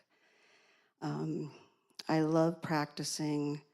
I originally came here because my meditation practice was not very good, and I thought, oh, well, what better way to do it? I was hoping to do better with being on retreat and not sleeping as much, especially when the other day the teaching was enough, right? Like, oh, I sleep too much, especially after I retired. Anyway, so one of the things I noticed a couple of days ago is I was trying to, focus on the breath and trying to get that going. But then these birds were doing a little duet out here. There was a bird, and then there was a tweet, tweet, tweet bird, and they were just going back and forth, So I was like, oh, wow, this is cool, okay. And they just kept on going and going and going. So the next time I sat, I was waiting for the birds again. And they weren't duetting. They were just like, tweet, tweet, right? There was no consistency to it. So here I'm sitting here like waiting for the next tweet or the, right? And realized that I'm trying to be in the present, but I'm actually in the future waiting for the tweets. And I thought, I wonder how often I do that in real life, or not real life, but out there life, everyday life. That's a good one. Everyday life where I don't notice, something like that. So I thought that was kind of interesting. I thought, okay, back to the breath. Okay, great, got this. The other day, I also noticed that I can sit a lot longer than when I started this journey. I'd sit for 10 minutes, like, I just can't sit still. And so it feels good to be able to sit for an hour and a half. That's really, really kind of nice. One of the problems, well, not problems, but one of the things that came up for me, and I was really kind of surprised about it, the first couple of days were really great. I was able to focus, meditate. I was really ready for this retreat. And then I started having these lost memories that I was remembering, that I was finding. That's what I wrote down, like lost memories founded. And they were like memories I haven't thought about since I was a kid or like all throughout my life. And I thought, isn't this supposed to happen in a flash right before you die? And so I belong to an aging Sangha. Unfortunately, it's in New York, so it's always Zoom oriented. But it was really baffling me, the things that I was remembering. And I wasn't judging them. I was just like, oh, yeah, where did that come from? And that would kind of continue on. And then 2 days ago, they just stopped. And I'm not too sure. Well, actually, I do, because I had a dream, nightmare, actually. I won't go into it because it's kind of long, but the upshot of the whole thing was that I was in this place that was restrictive. I don't think it has to do with this, but it was a restrictive situation. And the thing about it is people that were there can take your stuff anytime that they wanted to, and you can take other people's stuff whenever you wanted to. And I got really mad because I didn't want other people's stuff. I wanted my stuff. And I woke up kind of going, ah, but then I thought about it, and I thought, well, I don't think that, interpreting dreams is kind of weird, but I was thinking, I don't think that it's about stuff. I think it's my life. I really been enjoying retirement. I think that I led a pretty good, healthy, good life, despite what I said earlier. And when COVID hit, fortunately I worked, well, some people might not agree with this, but fortunately I worked I started out COVID in Thailand. I was in Thailand ready to come home, and I couldn't get home because of COVID, and Hong Kong was closed. So that's how I started COVID. And so it's kind of like, okay, well, I got vaccinated, and it's like, oh, I'm good. And I wanted to travel because that's my, my retirement dream. And so I kept on traveling. But how did I get here? I got here because I forgot. You see the memory. It's okay. It's about COVID. Okay, maybe I'll remember it. Maybe I won't. But let's see. I was working for people that didn't want. This is what all you young people have to look forward to. It's interesting. Oh, yeah. So, so a lot of people were very concerned, and they're saying, what are you doing traveling, and what are you doing this? It's like, I don't know how long I'm going to be able to do this. So I'm going to do it. If a country's going to let me in, I'm going to go. That was my attitude. And so I was at work one day, and people were concerned about me traveling to all these places, or not all those places at the time because I was working. And I said, I'm very grateful for the life I've led, and I've done a lot of stuff, and I've learned a lot of stuff. And up until I was about maybe 55, I probably spent half of my time in some kind of learning environment. So I really, really enjoyed learning and seeing, and it's like, if I go, well, it's okay. Plus the practice here and my Sangha on aging is very comforting. And the last thing, people were talking about nature, and I've been kind of looking around and a little bit snobbish because in Salem, Oregon, there's no dried grass and stuff. Everything is green there. And I'm looking, and it's like, boy, look at all that dead stuff, which I used to love, and I had to kind of rethink that the appreciation that I used to have here and remember what that was about, and I was fortunate enough to be able to do that. But one of the things that somebody said, and it just sparked this memory, that there's a book that I read one time, and I was very impressed, and it has to do with a Sangha as well, is that trees, it's called The Secret Life of Trees. And what it's about is that trees kind of take care of each other. So you think, oh, one tree does this and that. But in a lot of trees, like here, if one tree is not doing so well, the other trees will feed nutrients to that tree that needs the nutrients. And it can travel quite a ways. And that was only one of the things in this book. So if you're interested in trees and how they're like humans, that's a great book to read. And with that, I'm done. Thank you.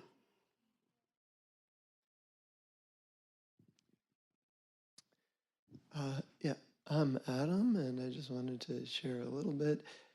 I won't completely whitewash my retreat. It was, has ups and downs, and really,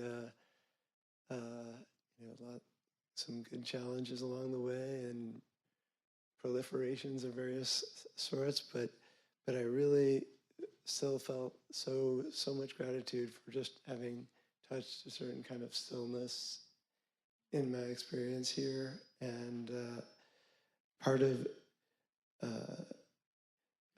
think that one of the great things was touching that stillness and seeing nature in that context, and just seeing the shimmering of the leaves and getting to watch little birds hop around for a little while and do their thing, or the incredible, I don't know what kind of grass they have out in front here in the landscaping, this like tall grass that would just kind of sway back and forth. It was just so beautiful. And I felt like the whole experience, being able to be here again at Spirit Rock, was so poignant, especially with the backdrop of really not knowing that conditions will come together in a way that will let me be here again, and experience this. I feel like, it's this anicca, of we don't know, is this the last time, what will happen with our lives?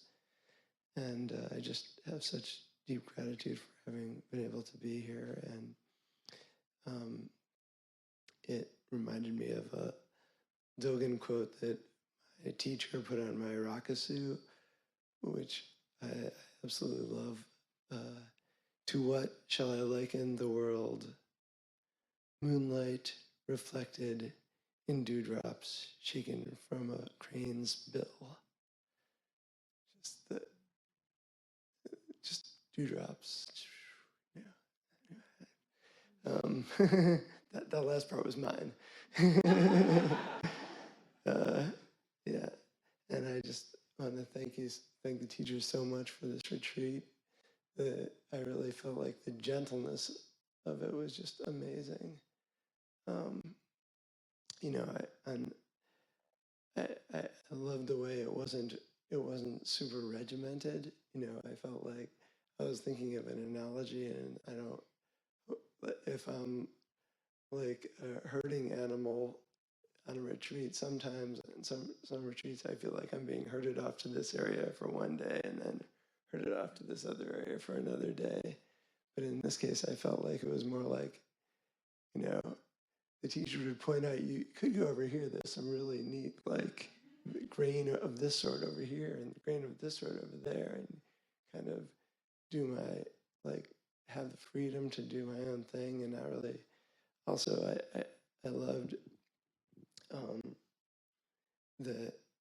I kind of felt like that the chitta that was being, my chitta was being, maybe say, nourished. My energy to practice was being nourished, but I didn't feel like it was being like nudged. Oh, just stay up an extra few hours and do a few more, hours of sitting here. It wasn't like I wasn't being like pushed. And what Ajahn Amaro said about the no expectations, or the not kind of like putting, I don't have the right words, but putting expectations on students and stuff. It felt just wonderful, just freeing and so relaxing. And I just want to also say that, what Ralph said about forgiving yourself, and yet staying diligent. You can forgive yourself, but still say, I'm totally mangling the quote, but he really touched on how to be forgiving of yourself, and I think that's so important. Anyway, that's my. Hey everybody. Oh, I'm much louder than the person before me. My name is Roger, I used to work here about 22 years ago. So that was when I was first starting in Buddhism. And Ajahn Amaro was my first monk that I ever met. Had to study on how to work with them because I was supposed to be managing an event that he was at. So I had to learn what that was all about. And so I've kind of been following ever since. But I kind of fell out a little bit, been falling in and out. So even though it's been, 22 years, I'm still a baby when it comes to this practice. More out than in through that time. Getting little things here and there. Have a lot of expectations for myself and have a really strong inner critic. Really, really strong inner critic. And that's what I wanted. That's my headline. Somebody said earlier, what's the headline of the retreat? Is I figured out how to deal with that inner critic. And a lot of things came together. I have a whole bunch of things that I'm not going to go into. But it seemed like what I needed, somebody said this earlier, what I needed was there when I needed it. For instance, I think it was day 5, I was ready to go home. I was so frustrated. I just was like, this isn't getting anywhere. I'm not doing anything. I was walking back and forth. Why am I doing this? What's going on? And the next morning we come in, I said, okay, I'll go through tomorrow and see what happens. So we come in the morning and Ajahn Nyaniko says, thank you for being here. And I just teared up. I was just like, wow, okay, I'm supposed to be here. I know he's saying it to everybody, but I just really felt it. I know it wasn't just me. Maybe it was, I don't know, I can find out. But just little things like that just kept hitting, like the analogy of dukkha being a wheel out of balance. I'm a bicyclist, very avid bicyclist. I have a bicycle shirt on. And it hit because up till now, everything's been about suffering, dissatisfaction, rah. But when it's about a wheel out of true, it was like, it's imbalance, it's balance, imbalance. And that really hit home for me. It almost made it feel like, okay, I can deal with that. Dealing with suffering, dealing with dissatisfaction. I already have a strong inner critic. I don't need somebody else saying, this is how bad you are. Balance. So then I started looking at everything through that balance. And then you mentioned about how you couldn't fire the director, i.e. inner critic. So I looked at that and I sat with that. And thank goodness for the one in the morning directions, Ralph said, be humble and enjoy. And so I was being hard on myself. I've been attached to this for a long period of time, but it was like, no, just chill, focus, be humble, come at it at that approach. And so I watched that inner critic, that director. And what happened was, and combined with bringing up the idea of, it's like this. I saw a separation between those two voices I had in my head. It wasn't one director, there were two voices in my head. And one of them was telling me what was going on. So if you ever watched a sporting event or parade, there's usually two people that run that. One of them is the play-by-play analyst telling you what's happening. And there's the other one that's giving the color commentary. That's the one I had a problem with. I don't need the color commentary, just tell me what's going on. So what I did was I gave energy to that voice that was just telling me what's happening. And when this color commentary came on, I just didn't give it energy. I just let it do its thing. And it went away.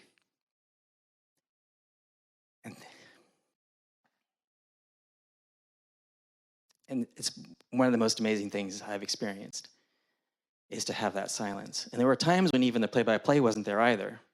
And those were really amazing moments too. I'll give an example of how this worked for me. Went up to my room for rest, and there was an alarm clock that somebody had left on in one of the other rooms. And the play-by-play said, there's an alarm clock going off. And the color commentary was getting ready to give their opinion about that. And it just poofed. It didn't even start. It's like it's hit with a laser, just like, you're out. And then it just kept saying, there's an alarm going off. There's an alarm going off. There's an alarm going off. And it was just total ease.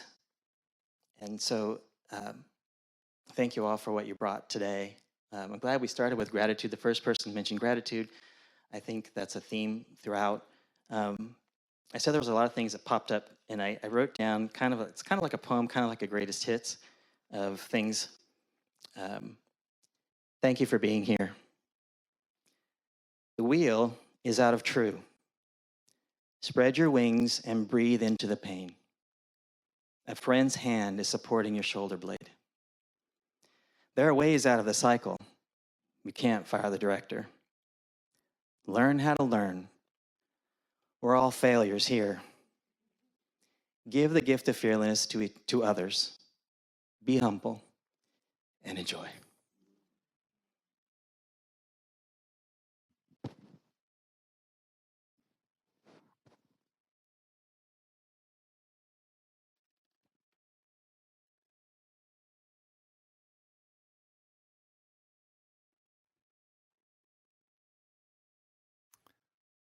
We've been going about 2 hours now, but please do carry on. Just a little time check. Just I'll be brief. Yeah. Okay. That's okay. No, please feel free to carry on. Just letting people know That's good. how things have been going. So. Yeah, so I came, my name's Michael, hi everyone. I came to Spirit Rock probably about 15 years ago through the family retreat. And you guys are a lot quieter. You know, in the last couple of years, I've been volunteering for that retreat. And I know where the noisemakers are. I thought about going and getting them and setting them out with the chalk and see what happened. But yeah, this is the first silent retreat I've done here, so it was a different experience.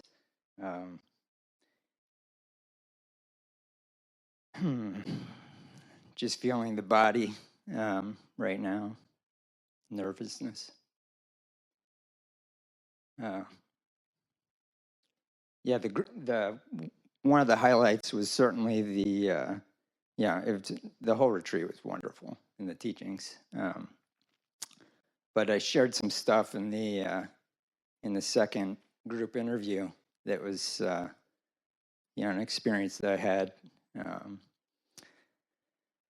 it was about suffering and dealing with a loved one who's dealing with substance abuse, and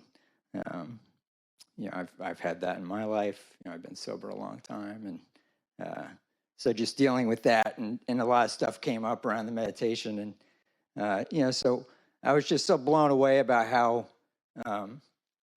the people in the group handled it with grace and kindness and wisdom and a lot of support, and so I left, and that was yesterday.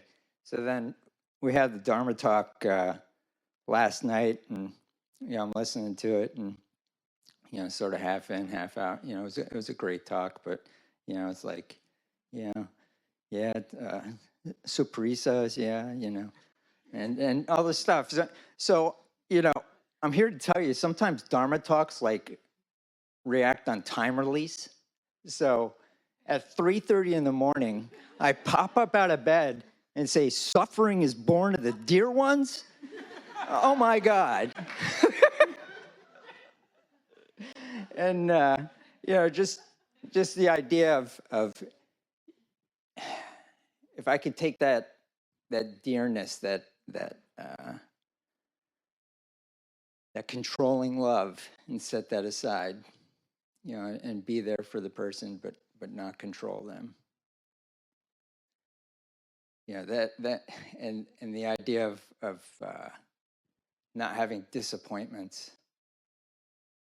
I got a lot of faith when you said that, Ajahn.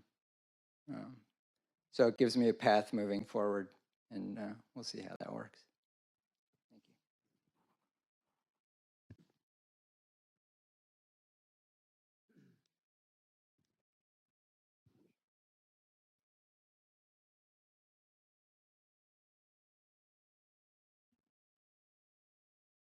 Check, check. Just making sure it's not too loud. Um, yeah, I was not planning on talking. Definitely have that performance fear in me. So yeah, but I did want to share something. It came from Mary's class. She was talking something about, oh my, oh breath, oh sweet breath. So kind of like really inspired and took it to the mind where, there was so much of focus on that along with the breath. It's a poem, but I'm by no means a poet, so there is no rhymes if you're expecting. Just want to make sure. Okay, it starts, it's called Mend the Mind. Tried to make it funky. Ajahn Amaro, you said, let's not be generic, so just tried my best. Oh mind, my sweet mind, I know you like to travel far and wide, but let's plan to travel to places that bring joy and not rage. Oh mind, my sweet mind, I know you like to dwell in the past, but come, let's live in the present. Oh mind, my sweet mind, I know you fear the unknown, but come, let's just be friends and find a way out together. Oh mind, my sweet mind, I know you like to criticize yourself, but come, let me hug you ever so tight, and let's dissolve that into self-love. Oh mind, my sweet mind, next time you feel lost again, just bring your focus to your breath and you'll find me there. Thank you.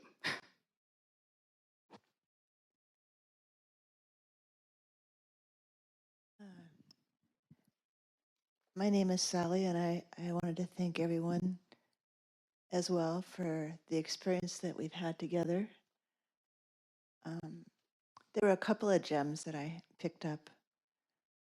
One was, I spent an afternoon, I went down and saw the beautiful plaques of all the teachers who've come and all of that, and there's one who asked the question, who am I? Over and over again, and people would come to see him just to have him look in their eyes, and I spent an afternoon just with that question and found myself just immersed in it.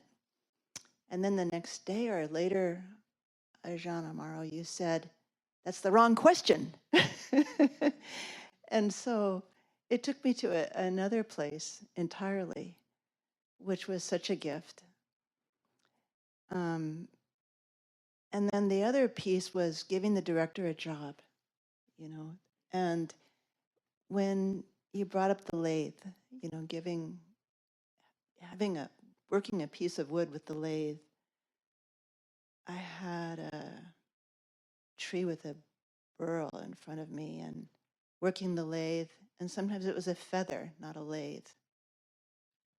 But the wood became me, working my knots and working my burls.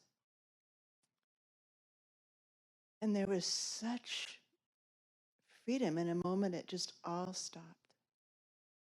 And I felt such radiance. So one of the things that I learned about was, do nothing.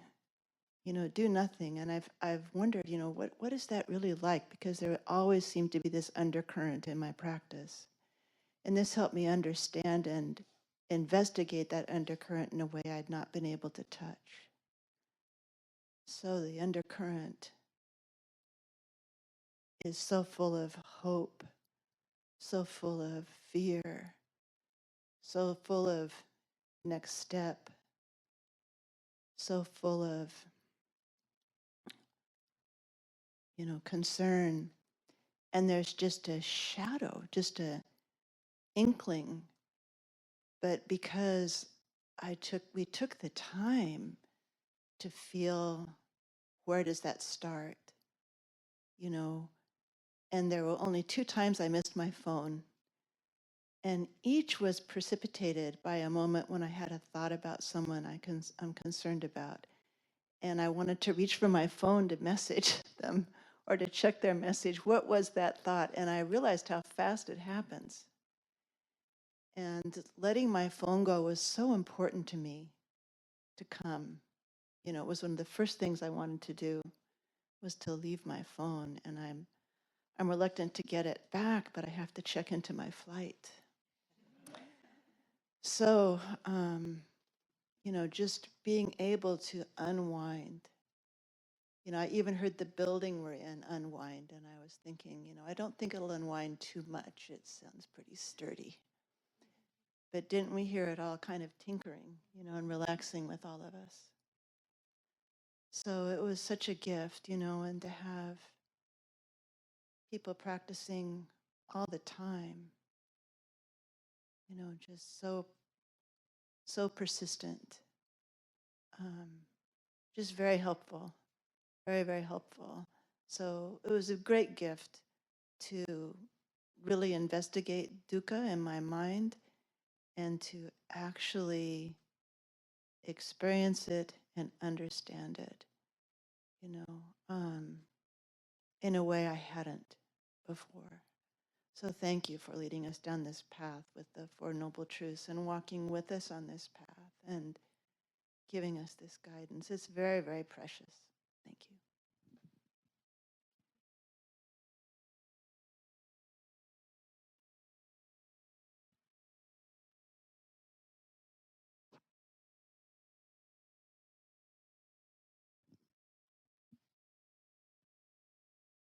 Hi, I'm Tiffany. Is your sound consciousness feeling sloth and torpor? It's getting late in the evening. Um, I wanted to mention that I did my very first retreat here at Spirit Rock 13 years ago. And it was with Mary Grace Orr and Howie Kahn. And from what I remember, there was only one me and one other Asian American woman. And from what I noticed, we were the only people of difference. So it's been very enheartening to see Sister Samara and Ralph. I think you're the first teachers of difference I've seen on the stage in 13 years. Sister Samar, in particular, is the first Asian American woman I've ever seen sitting on the stage. So that's really heartening. In regards to good friends, I signed up for this retreat, and the first few people I saw was Hisayo, who did that lovely Dhamma talk request, who I've been practicing with at monasteries for a few years now. And then I saw J.D. Doyle, who is a teacher here, who is a good friend of mine.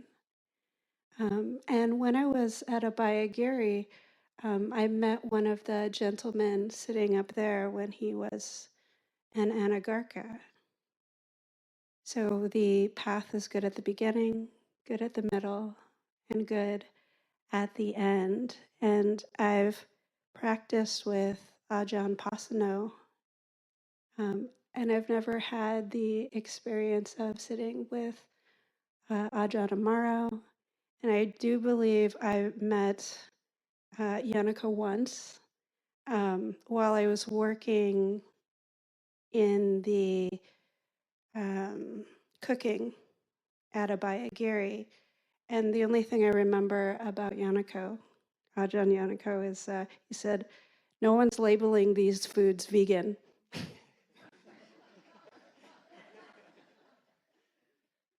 Happy Dhamma birthday, Ajahn Amaro. And thank you all for the teachings. And as I look around the room, everyone is so beautiful, and you are all so unique. And this definitely isn't the monoculture I was seeing here 13 years ago. And it really enlivens my heart. Thank you so much.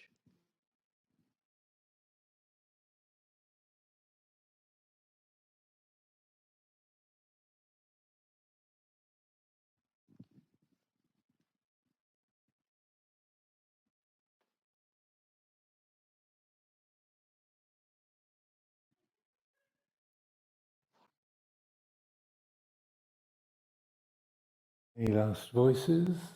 Very good. Yeah. Go ahead.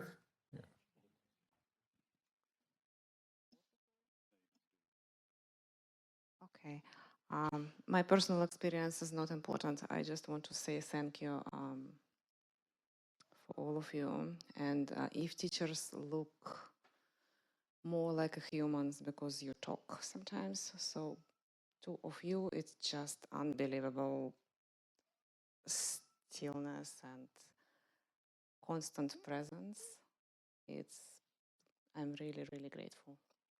And I'd like to ask tomorrow morning to take a few pictures of you.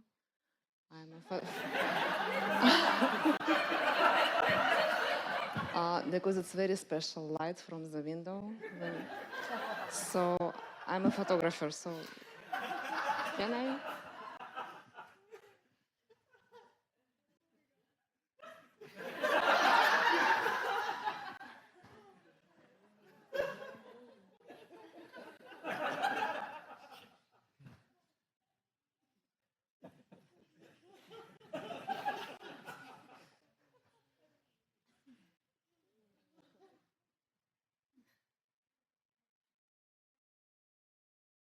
You can ask them again tomorrow.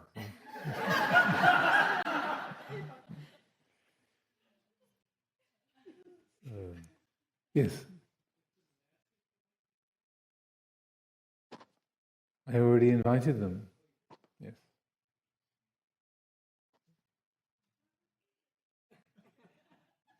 Perhaps their silence is what they're offering.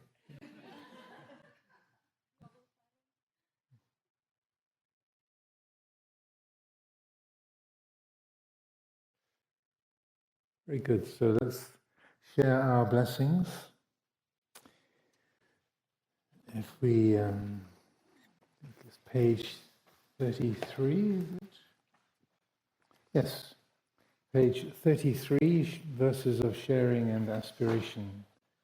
To offer up, this is our traditional way of offering up whatever good karma has been created through our efforts, through our patience, being cooked in the in the oven for the last week, and dealing with our minds, the world, our feelings, and all of the good that has been brought into being through this life, and to offer that freely up for the benefit of all beings. Now let us chant the verses of sharing and aspiration. Through the goodness that arises from my practice, may my spiritual teachers and guides of great virtue, my mother, my father, and my relatives, the sun and the moon, and all virtuous leaders of the world, may the highest gods and evil forces, celestial beings, guardian spirits of the earth, and the Lord of death, may those who are friendly, indifferent, or hostile, may all beings receive the blessings of my life. May they soon attain the threefold bliss and realize the deathless. Through the goodness that arises from my practice, and through this act of sharing, may all desires and attachments quickly cease, and all harmful states of mind, until I realize Nibbana in every kind of birth. May I have an upright mind, with mindfulness and wisdom, austerity and vigor. May the forces of delusion not take hold, nor weaken my resolve. The Buddha is my excellent refuge. Unsurpassed is the protection of the Dhamma. The solitary Buddha is my noble guide. The Sangha is my supreme support. Through the supreme power of all these, may darkness and delusion be dispelled. And as usual, the Paticca Samuppada, page 68 of the Golden Coloured Chanting books.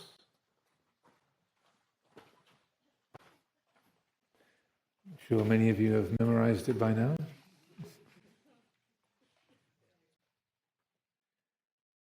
Avijja pacaya sankara sankara pacaya vinyanam vinyana pacaya no marupang na marupa pacaya salayatanang salayatana pacaya Paso pasamba chaya vedana vedana pachaya tanha tanha pachaya upadanang upadana pachaya bhavo bhava pachaya jati jati pachaya jara Maranang soka parideva dukkha domana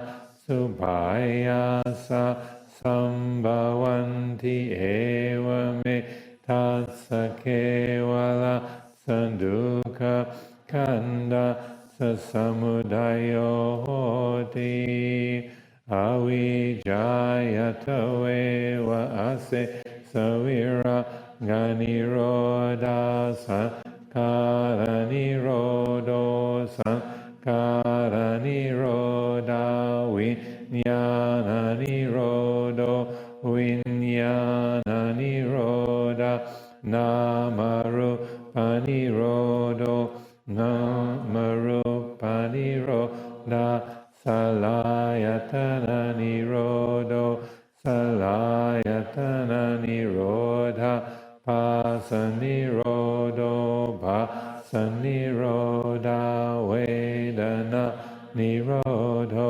Vedana Nirodha Tanha Nirodo Tanha Nirodha Upadana Nirodo Upadana Nirodha Bhavanirodo Roda jati nirodo jati niroda jara maranang so kabari devandu kandomana subhayasa nirujandihe vametasake valasanduka kanda sa nirodoti.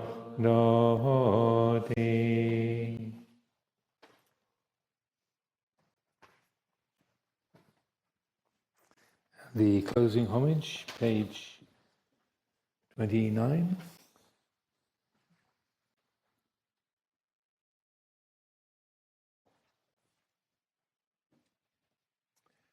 The Lord, the perfectly enlightened and blessed one, I render homage to the Buddha, the blessed one.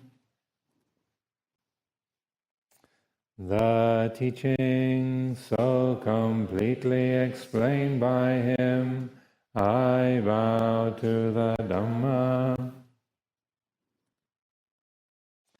the Blessed One's disciples who have practiced well, I bow to the Sangha.